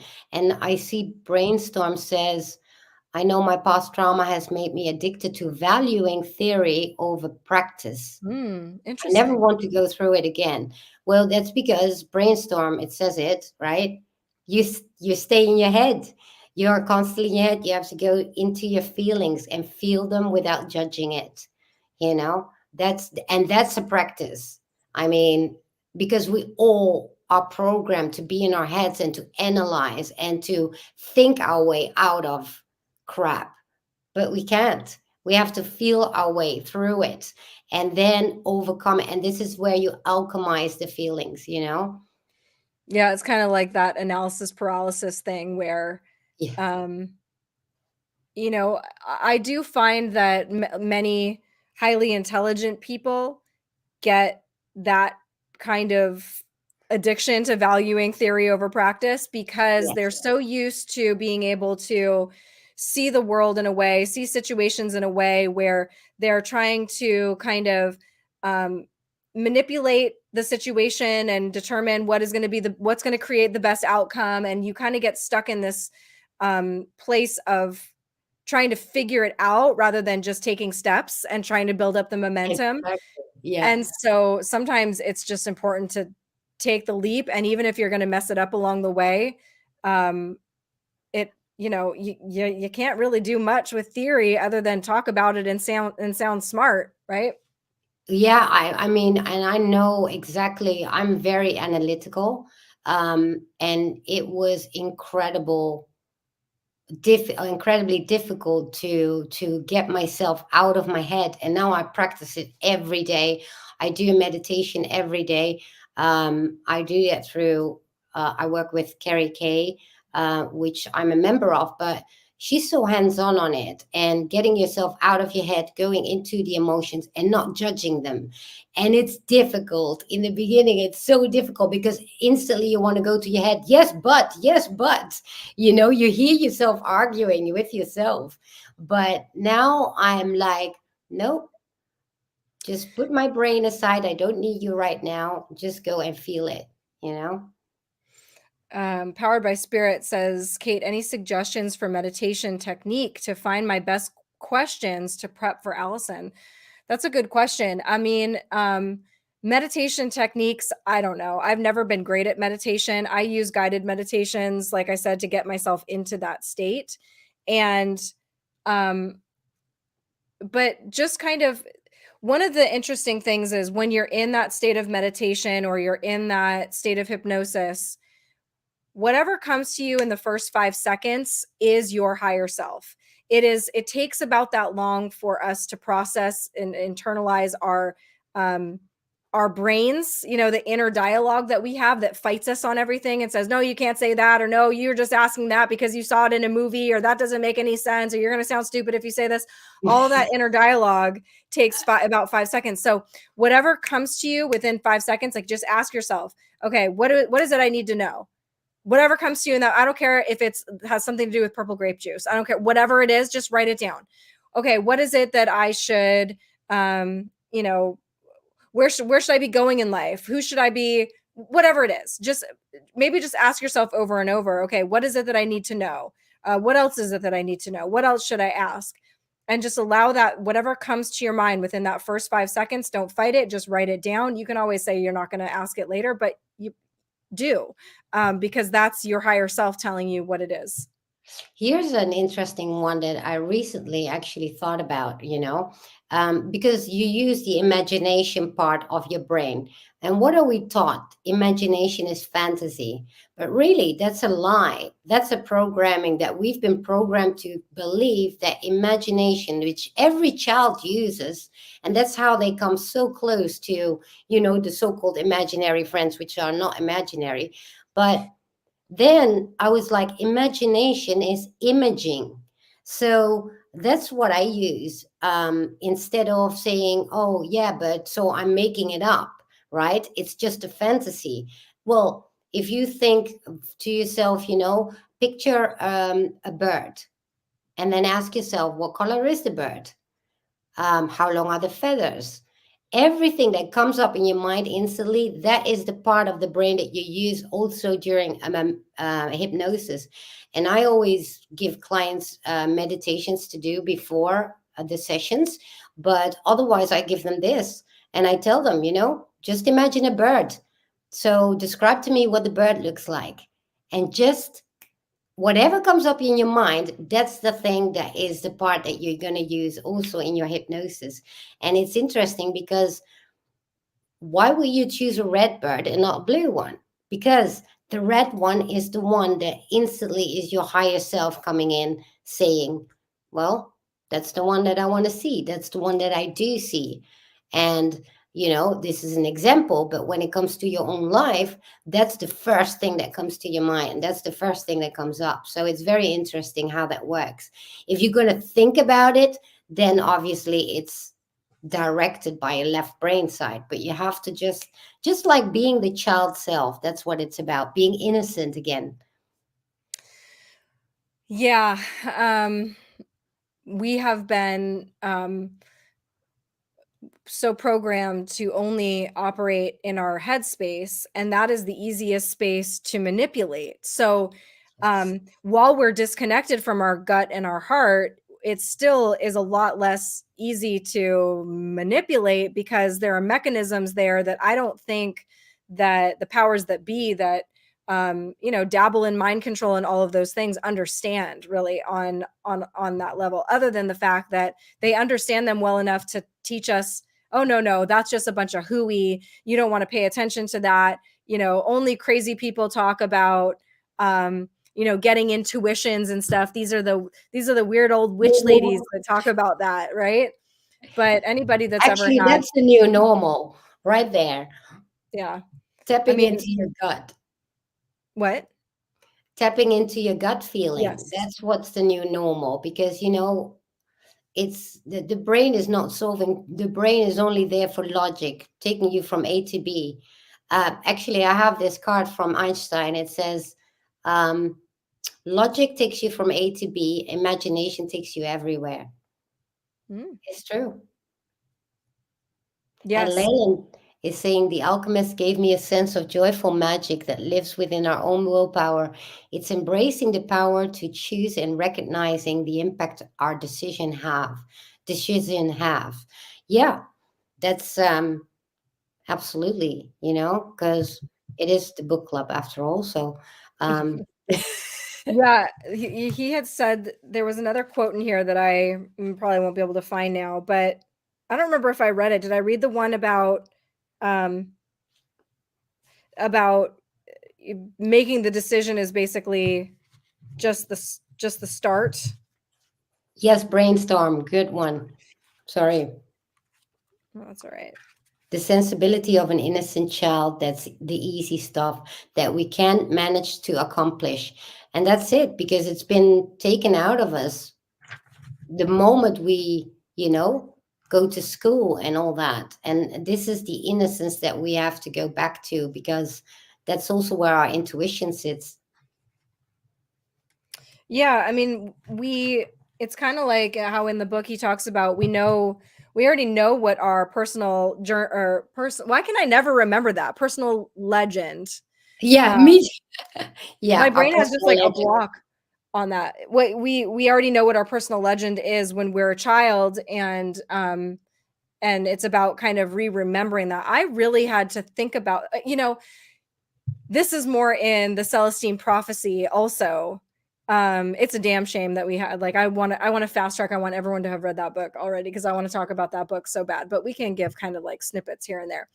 Um, that you're born into the family that you're born into for a reason, and you have to look at your family, you have to look at your circumstances and think to yourself, what are these people, what were their messages to me, what did they teach me, what were they in my life for, to really get clear on that, and then realize you can kind of back engineer the questions that you'd be asking, your higher self in a QHHT. You can kind of look at the signals in your life and get some of those answers. Okay, well, my dad really talked to me about ethics or morality, and it was really. And you look at your parents' missions also, and like, what did they accomplish and what didn't they accomplish? What did they want to accomplish but never did? And kind of figure out what it is that you were here to continue on from them, what you were there to learn, both the negative and the positive. Okay, well, I learned not to do this, but I learned to do this. And I learned to, I learned a fascination with mechanics or whatever it is, and to Right. find out why you're here through that stuff. Because it's all there. Yeah, absolutely. Oh man, I love that book so much, and I can't wait to read The Cellist and Prophecy again. I read it at the time twice. I read it actually in Italian, so I'm curious to read it in English this time, because, well, Italian is a very nice, deep language. It's beautiful to read in Italian. Well, that is if you know Italian, obviously, um, but I did read it in Italian, and I don't have the book anymore. So I'm gonna order it in English, because I do want to see if I'm Thank you gonna for pick it up differently, you know? Thank you for Although, reminding me that. Hold on. I wanted to say really fast, if you have not ordered the book yet and you are going to order the book, get the newer version of it, because the newer version of it has a really interesting afterword by the author that goes more into detail about how to apply the laws into your life. And I'm I just had like, the workbook. I had the workbook. I "Oh, had the book and the workbook with it, I didn't both. know there was a workbook." Yes, there is a specific, that was with first book at least. It had the book and the workbook, and I had both. Oh, interesting. Yeah, so probably he put it both in one type. Since when is that one out? Like the last version? I don't know, and I don't even know where that book is right now because I have stacks of books everywhere because I am a pig, but You're, no, you're living in a library, like some kind of a nerd Einstein type of girl. I this is yeah, this is I am like in my cocoon of words We right both now. can put our glasses on, just being nerds here. I need a new prescription, actually. I just found my Me glasses. too. These have been missing for, like, I don't know, a month. I'm missing a leg. That's kind of fancy. You're like one of those you need to just bend the other one down so you can just hold it like one of those fancy. I just wanted to do it with you know, these in the 80s when they had like you didn't have the money for that and they put a plaster on it. Oh, yeah. You mean a Band-Aid. So A band-aid. Yeah. for those of us in the United States, they call Band-Aids plasters. Yeah. A plaster, a band-aid. Yeah. I mean, Is I that want something maybe a little bit cuter than these this time. I need to get my eyes checked. I need a new prescription. I need new glasses. same? I don't even Yeah. know where my distance glasses are, so don't get in a Oh, car you with got two too. Me too. I'm like that. I've got six pair of glasses, and none of them fit anymore because at the time I used the antidepressants, and you know how your eyesight fluctuates when you use medications. So for three yeah. years, I haven't had new prescription. You call this prescription too? Glasses? Mhm. Okay, so I haven't had new glasses since, so I'm just seeing everything blurry, which is fine by me. But anyway, because The world is so much prettier. yeah, the world is so much prettier. I'm like, "What? There are individual blades of grass? I thought it was just one collective sheet." I'm Um, not only missing a leg, I'm missing my eyesight too. yeah, well, I mean, your glasses are cute. Well, they're exactly like yours, really. I don't I know mean, what's fashion these days, but oh, I don't know. I you don't know, know I like either. to go with timeless stuff. Hey, Jordi, good to see you. There's my Dutch friend who actually brought me to my cats last Oh, week. hello. Yes, he's here in Holland too. Will this series be teaching us to reclaim our lost innocence? I don't really know. We are just going to be talking about all the books that I feel are helpful to people that are going through the Great Awakening. I This think world it's is going really to hard. reclaim your innocence. What isn't that what he said? Oh, I said he lost. No, reclaim. Re- Oh, yeah, sorry. I'm so sorry. I saw your to claim our lost innocence. Yeah, reclaim our innocence. Sorry, well, I read that wrong. I mean, so I don't really think it's about innocence because I think it's about reclaiming our ability to navigate and through all of the traumas, through the PTSD, through the negativity, through like you were saying, not being able to trust anybody again. um Innocence is, to me, the lack of discernment of being knowing who to trust. When you think about an innocent child doesn't will trust anybody, and But you're that an adult now, so I would argue, innocence as in neutrality, getting back into neutrality. Actually, I found that interesting when somebody said, actually, it was Carrie Kay who said it. And then I thought, innocence, in no sense. So you're oh, not in your interesting. senses, you're in neutrality. You see? So as a child, obviously, you don't know the dangers in the world, but you do have your innocence, you do have your intuition, you have all that purity. So, but now you're an adult, And regaining that innocence back is exactly what we need. Brainstorm says the name Lao Tzu means old boy, unifying the innocence of youth and the wisdom of age. That's it. That's exactly what I was actually trying to explain in 20 million words. That's usually my favorite way to do it too. Oh, yeah, but English is your first language, it's not mine. Yeah. So, Um, yeah, I mean, I don't know. I like to me, I guess I just have a I have a very particular feeling for the word innocence and what it means. And my goal is not to be innocent, as far as yes, Leyland says it well. It's not the same as naivety. How the hell do you say naivety. that? Yeah, naivety. Naivety. Innocence is an unfiltered purity. Arguably, it's a divine intelligence. Exactly. Interesting. It's also being in neutrality, not judging, not analyzing it, but being. It's it being in a now, really. That's what it is about. And Yeah. we've been programmed to believe innocence is naive. Naivety. Holy crap, I can't get that out of my mouth. Naivety. Can you say that again? Naivete or naivety. I don't know. Naivete. Naivety. Okay. Yeah, but It is she's right, you know? And so this is a thing. All words have been reprogrammed for us. Like I said, right. like imagination is not fantasy. Imagination is imaging. Think about that. But if you call it fantasy, you're cuckoo, right? See how they do that? Right. I mean, I guess it's the purity part Thank you, Brainstorm.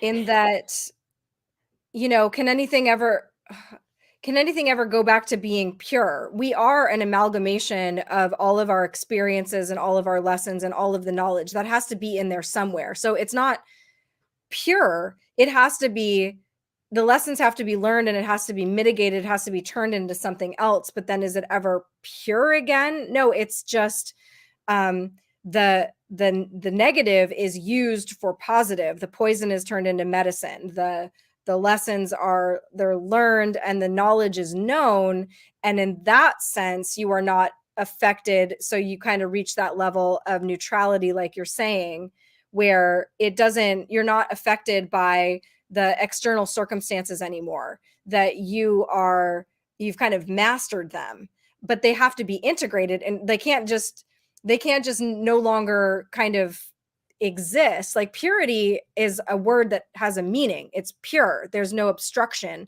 There's no speck of dust. There's no dirt. It's purely one thing. And then Well, you you could start, be pure of heart, right? As but in but nobody authentic. is. That doesn't exist. That does not exist in the human realm. Pure of heart is, if we were pure of heart, we would not be human beings. We'd be angels. We'd be God. You see what I'm Well, saying? yeah, well, obviously in our own 3D little way, but in a way it's that's what we're evolving towards, right? It's getting out of that ego state and becoming more in our authenticity, in our, I want to say purity, but rather from the heart, right? Yeah. Yeah. Yeah, so there's pure and there's pure. Obviously, we're not. If we were immaculate, we were not, because then we would be Maria Magdalena or whatever, So you know. the reason I fight, like the reason I contest it is because he's asking a question as far as like how do we reach this particular goal, right? It's Right. the reason that you never ever ever ever ever ever in hypnosis use the word perfect with anyone, because No. perfect does not exist. Your subconscious will then fight the concept of what you're trying to talk about, and so it becomes kind of useless. So I had to work on that, in sports therapy, sports performance, because we want to say, okay, you'll hit the target perfectly, or I mean, that's what we're thinking in our own little human minds. Like you want it to be perfect, you want to do the job perfectly, but if you say the word perfect, the subconscious fights it, And then it's like, well, that doesn't exist. So you have to give them like pinpoint accuracy or other terms to describe it. So when we're talking about like how do we return to something, or how do we reach a certain level, uh, to me, my subconscious kind of, I guess, literal brain is like, well, we're not going to be innocent and we're not going to be pure. So what is it exactly that we are trying to attain here? Right? Well, I think it depends, because if you think about it in your own individuality, you can become pure and, authentic and innocent. When it comes to the collective, when you interact with others, yeah, that's a challenge. Because people also understand words differently, and this is where the whole, you see this today especially, right? What's up is down, what down is up. Everything is scrambled together so that we all get confused, and this is when communication is not possible anymore, because it turns out you're all talking, you know like parallel to each other, because uh words don't have the same meaning anymore. I mean, it even differs per generation now. It's incredible how um nefarious it is, and how programmed it is. And but I do agree about the perfect thing, because what is perfection anyway? Right. I mean, I guess it Everything is seems relative. right. Happy Hammy, this is an interesting point.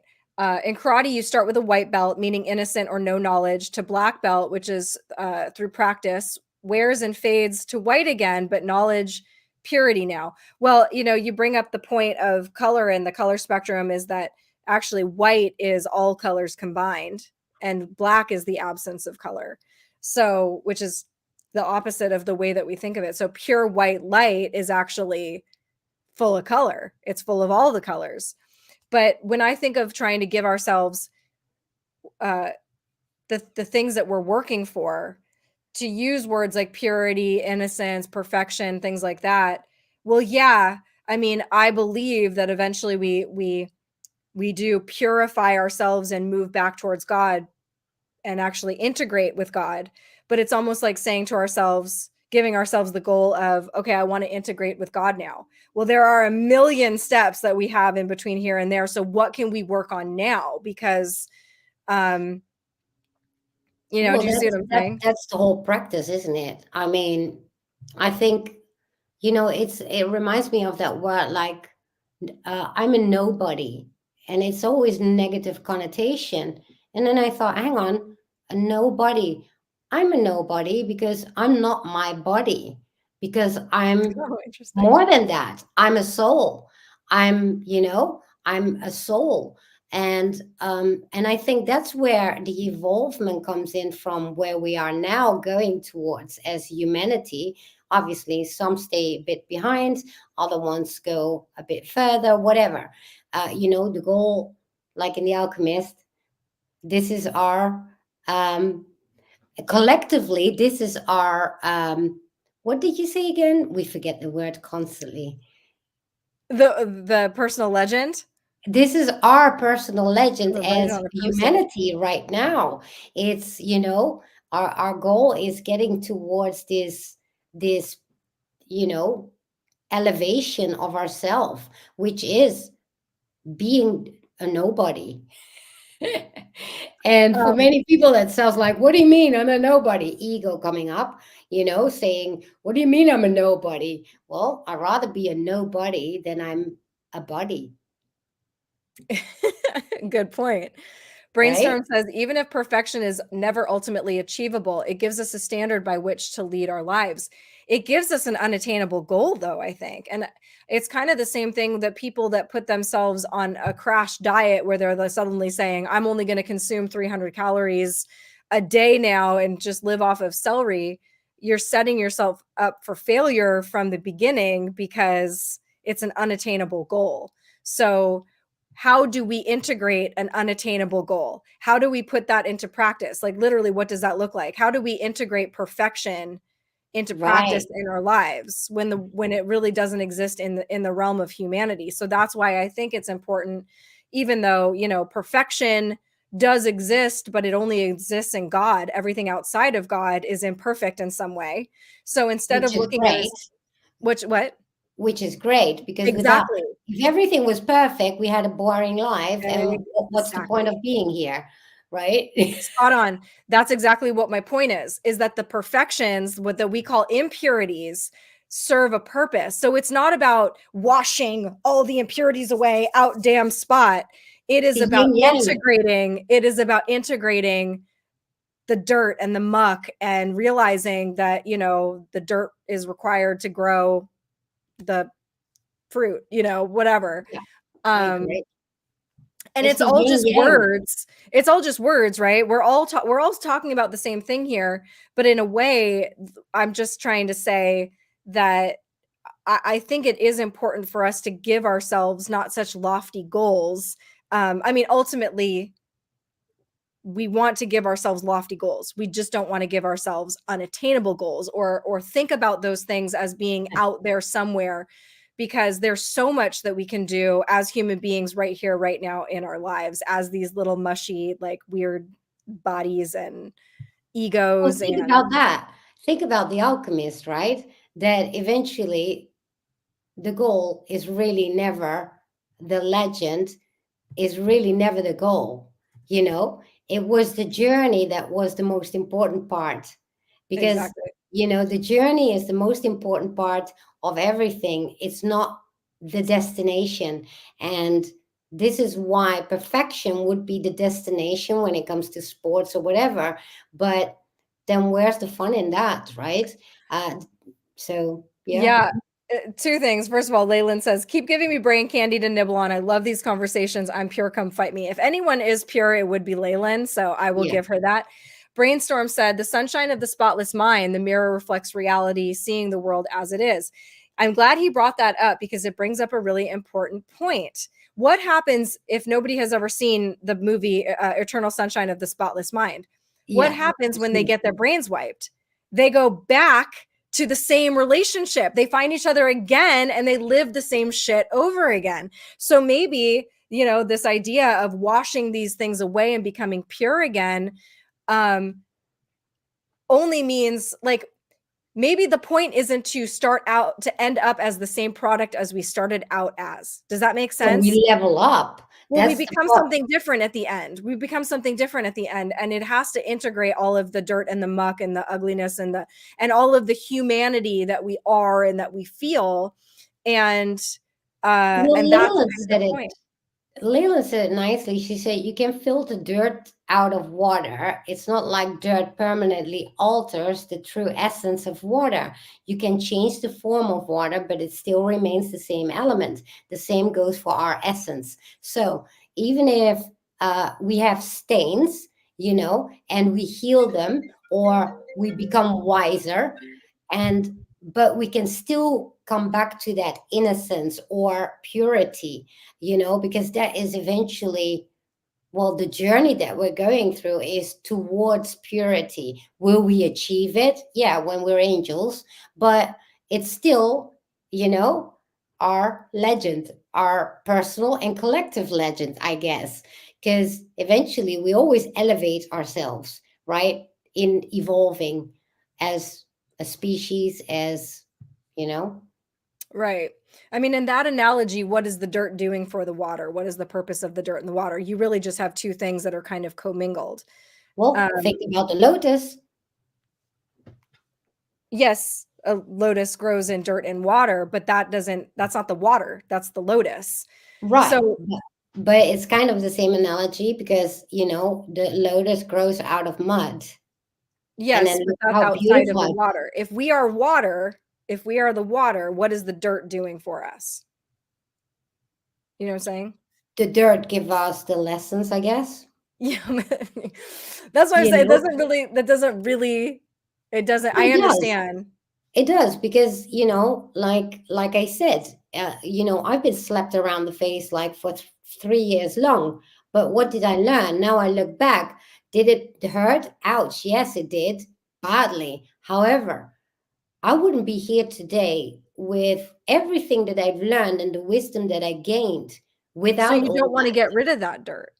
You need that dirt I to get needed rid. a dirt. It's like the yin yang, right? You need your dark, a little bit of dark in order to get more to the light. So you cannot have one without the other, obviously. Right.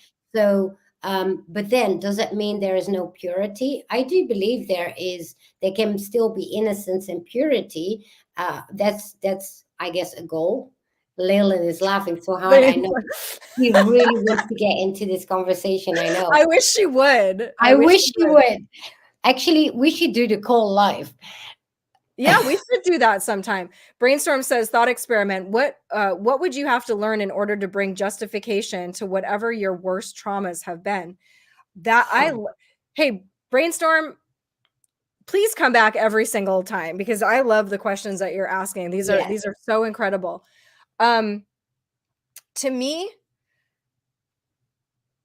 it is kind of what we're talking about in that well, first of all, I would have to believe that is this life, this world is just a blip and that what's out there is so much more important. That's first. Number two, I would have to believe that we all sign up for everything that we have um, experienced in order to learn something important, that we came into this and we said, okay, I'm going to willingly put myself in this traumatic, horrific experience because of what it's going to teach me, how I'm going to be able to help somebody else. Like, if every one of us was pure and we all had a clean record, we all had this perfect life, we would never be able to help another human being. We would never be able to reach across that bridge and help somebody else through their traumatic experience. And so I think of this world as being almost like think about it this way. When you go to a movie, terrible things can happen in that movie. Terrible things can happen to the main character and along the plot. If you leave the movie and you think to yourself, without any of those things, would there have been a movie to watch? Or would I have just been watching a person walk around, pumping their own gas and Right. getting a sandwich? Ooh, and also, I would argue justification is about ego because it's outside of yourself. You want a vindication or a justification of whatever happened. But at the end of the day, it's you that heal. So if somebody does hurt you, right? Whether they're alive or they're dead, it doesn't matter. At the end of the day, you still need to heal that trauma. You still need to heal your trauma within. It doesn't matter who did it to you, whether they're dead or alive, they will not be able to help you heal that. Only you can. So, justification, I would argue now, I wouldn't have said that 3 months ago, go figure.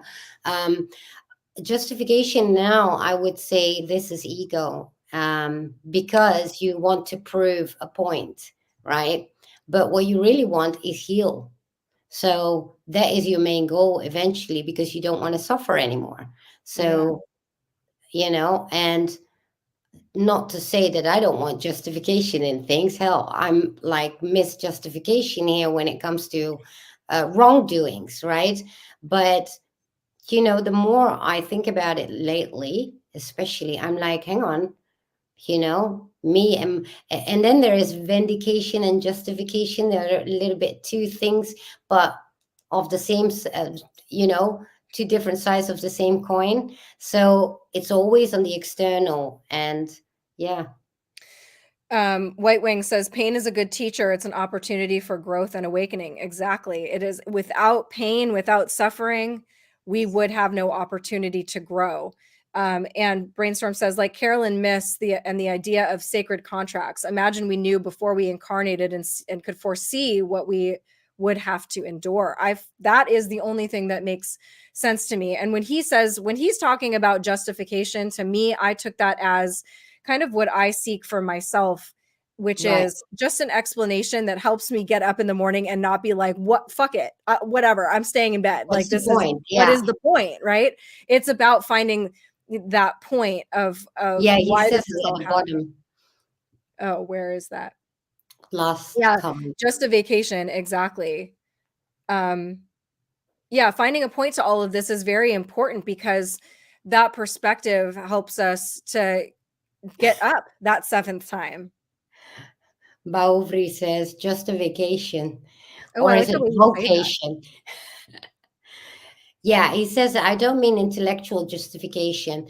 I mean experiential understanding of the world. We are learning something about ourselves as a result of responding to this problem. Absolutely. You know, Well, I mean, in order to make a croissant, Leyland, you start off with dough and you have to apply some fire and you end up with a product that is different than what you started with. You had this cute little, this cute little bun that was all soft and squishy and white and pure and whatever. And then you have to apply some heat and then you end up with something nice and flaky and toasty and warm. yeah. And it is the result is something different than you started with. But Ooh, I do like to think of it as being forged in fire rather than um, that we're being punished. right, right. And that's beautifully said, powered by spirit. I had to suffer enough to surrender. God, haven't I been there? And then a flood of miracles ensued. Exactly.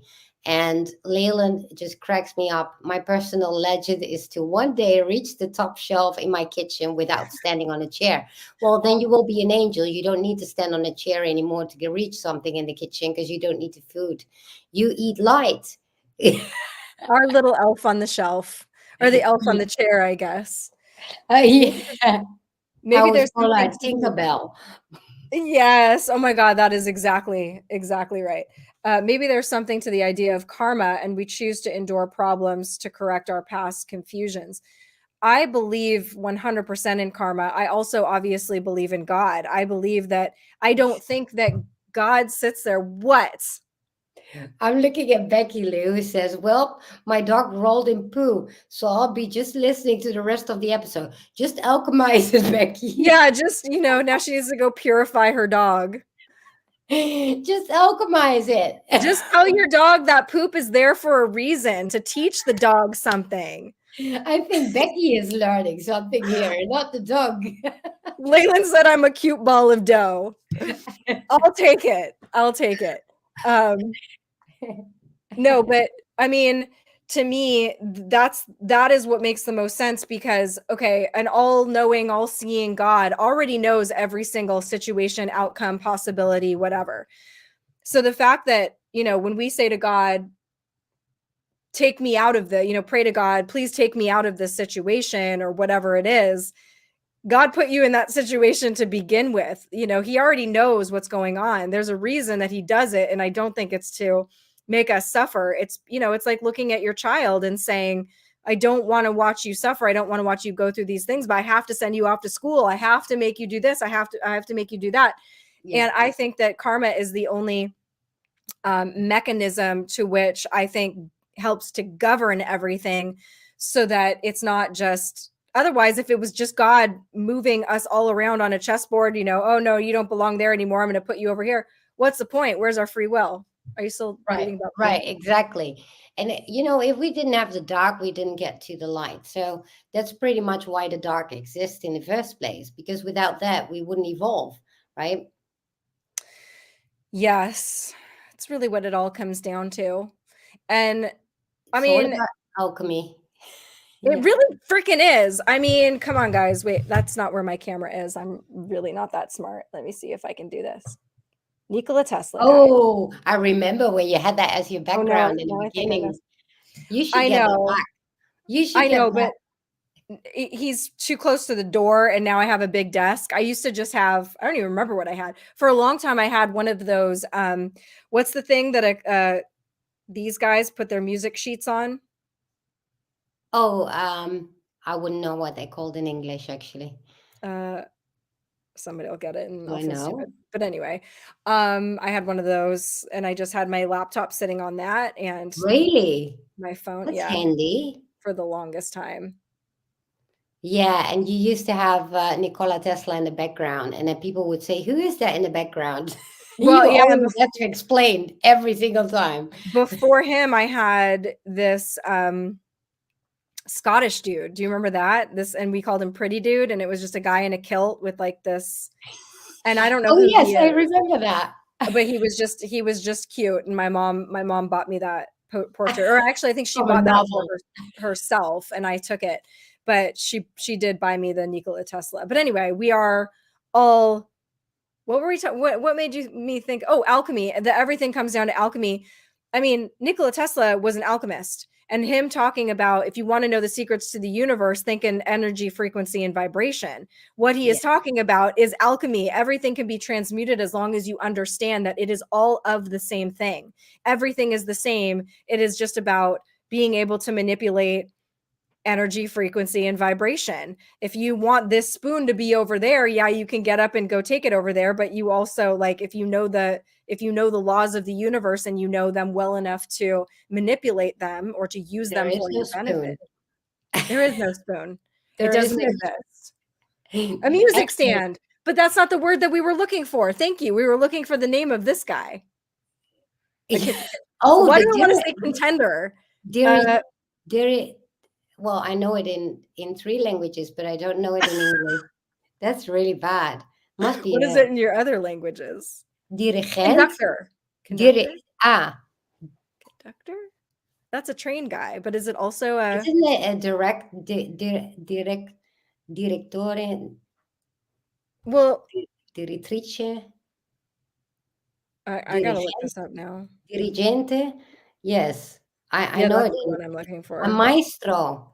No, is it a That's not the one I'm maestro? looking for. A maestro. Yeah, that might be it. That's interesting. Well, that's not the one I'm looking for, though. It's conductor. It is. That's the one. Yeah, conductor, you mean. He conducts. He conducts notes. But either way, you said something interesting because, you know, like the secret of the universe, I in the Alchemist, when he becomes the wind, and I was thinking about that, and I found that the most interesting part actually, because it was all about believing. And if you think about it, we are learning these keys of the universe because we can heal ourselves. There is no spoon. Everything, even though it looks solid, it is really not because everything is waves, frequency, you know? And so that's what we are evolving to. So, yeah, the Mhm. alchemist is quite ahead because we can turn ourselves into wind. I can't wait for it though. But I think we're not ready for it because we use it in the wrong way. Right. It's blowing You up know girls' what I mean? skirts. I see you guys out there. Well, shoot, I just realized it's 7 o'clock, and tomorrow is my son's first day of school. So I got all kinds of Oh, stuff. I got to do my lunch preps and all that stuff that's so tonight. nice. It's I 4 a.m. know. here. I can't even believe you are so funny. Um, I'll be sleeping tomorrow. Powered by Spirit says, Kate, is your understanding of Buddhism leaning into all lives we live are simultaneous versus past, present, and future? Um, well, not so far. I mean, I do kind of understand that concept that time isn't, I mean, that time is kind of this, uh, it's a, what's the word I'm looking for? I don't know by what It's words. not linear. What? It's Huh? not linear. I'm sorry, I'm just It's distracted a by construct. Leyland. Like it's just in our minds or whatever. I can't think of the word right now. I was on the phone with my sister earlier today, and like maybe nine times in the conversation, I was like, "What's that word?" So I don't know if I had a stroke last night or what happened, but like things are just not coming to me. But anyway, um, You're just shifting reality, so then things get messed up. I mean, I if I think in terms of that, then I get all screwed up because I have to think of things as past, present, and future. But I do think in the way that, You do? yeah. What do you Yeah, I'm mean? already out of the matrix. I don't even do. Oh, well, if you could No, write I'm a book looking at about me, Leyland. I'm you could. looking at Leyland talking about light babies and Oh, light child. It was, but if you remember the conversation in the call we had, no, what was it? Light babies? Oh, light babies. and the light child, yeah, birthing a light child. Girl. Yeah, there are people doing that these days. But yeah, Actually, if you guys want to hear our conversations that we have, it's on Substack, and it's called The Call. And I don't have the link right here I might be able to get it. because I had to unlock Oh, everywhere. there we go. I got it. I forgot we had to put it's on the call. I'll put it in Yeah, both the chats right now. it's a lot of fun. It's kind of the conversation we have now, but then with Leyland included. So But with Tinkerbell Tinkerbell. fluttering around. Tinkerbell's spicy. Don't get it wrong. Don't get it twisted. Tinkerbell is not. She might be The pure, slaps but was in the she face. nasty. Yeah. Um, no, I mean that's one of my favorite parts about Leyland is that she's so soft and sweet and kind and measured, but at the same time she Sounding. takes no shit. She's like, but that's those are my favorite kinds of people because they're unexpected. I don't like people that are so not that I don't like them, but they're not my favorite people. When people are just so kind of sticky sweet that they're not even real, that you're just like, there's nothing tangible there for me. That's not No, Leyland. Leyland has a beautiful, she has the perfect, most perfect radio voice and soft, Yes. but yeah, she knows how to say it. Hence Yes. the name Tinkerbell. I always have that little gift for her where Tinkerbell is kicking the dust. Yeah. That's so perfect. That's so cute. Oh, Tinkerbell was cute. Okay. All right, guys. Well, tomorrow night I will have the Kate Awakening thing. Wednesday, I got something new coming up. It's going to be a surprise and it's going to be fun. Patricia already knows, so don't spoil it. And so be on the lookout for that. I'm sure I'll be posting about it soon-ish. I don't know. Patricia, what do you have coming up or where can people find you? Well, actually, my link tree has everything I do. Um, I'm all over the place right now. So Yeah. I'm not on my own channel, but I will be in September again. I decided to take a big break since October already, by the way. Yeah. But yeah, I'm on Rumble and on YouTube, and but I go to Rumble completely because you know YouTube, and I'm on Foxhole obviously, and then we have the Substack where I do write blogs, and we have the call. And I'm also on the Grasshopper Show where we do decodes and being in the queue decodes. So that's really fun, high vibe. And yeah, it's nice to do. And so that's why but yeah, everybody can, you can find everything in my link tree, which I put under my name there. So it's just Linktree Keystone, the Keystone channel. Perfect. And just once again, we're doing the Celestine Prophecy for our next book club. Patricia, I hope you will read that one again and join me again I for definitely that will. one. Okay, awesome. Leyland, maybe you should read the Yes. book. And then that way you can come here and you can say it to my face next time. Um, thank you guys Yeah. so much for being great questions, great input to the conversation.